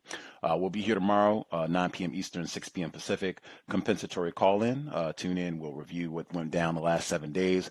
And Sunday, we will have Cheryl Reynolds. She organizes in the state of Georgia. It's a project, Come Meet a Black Person, where they encourage whites to come and talk about racism and sit down at a table and meet a black person. She'll be with us on Sunday, 8 p.m. Eastern, 5 p.m. Pacific. That said, thanks everyone for tuning in. I hope it was a constructive investment of your Friday evening, and we'll do it again tomorrow, 9 p.m. Eastern, 6 p.m. Pacific tomorrow. I will I will again, sobriety would be best under conditions of white supremacy. I think the book this evening, it didn't seem like a whole lot of good things happened when our various characters were in these environments with lots of narcotics and alcohol. It seems like lots and lots and lots of bad things happened, and that tends to ring true to the reality on the plantation. So sobriety would be best. Maybe that's a message that young people will take away from reading this text. Certainly, if you're going to be in a vehicle, you want to be super sober. You never know. As the book illustrates, race soldiers, they could be the ones pulling you over. Daniel Holtzclaw, you want to be able to make phenomenal decisions to minimize the likelihood of you being arrested, mauled, raped, tased, killed, all of the above. Certainly, if you're going to be in a vehicle, buckle up, driver, passenger, buckle up. Let's do everything that we can to minimize contact with race soldiers with a badge or no. That said, Creator, we ask that you help us minimize contact with, we ask that you help us remain patient with other Black people, victims of white supremacy. We ask that you help us remain patient with ourselves. Remind us to demonstrate the highest levels of Black self-respect at all times, in all places, each and every time we are in contact with another Black person. It has been time. Replace white supremacy with justice immediately. Cal signing out. Thanks all for tuning in.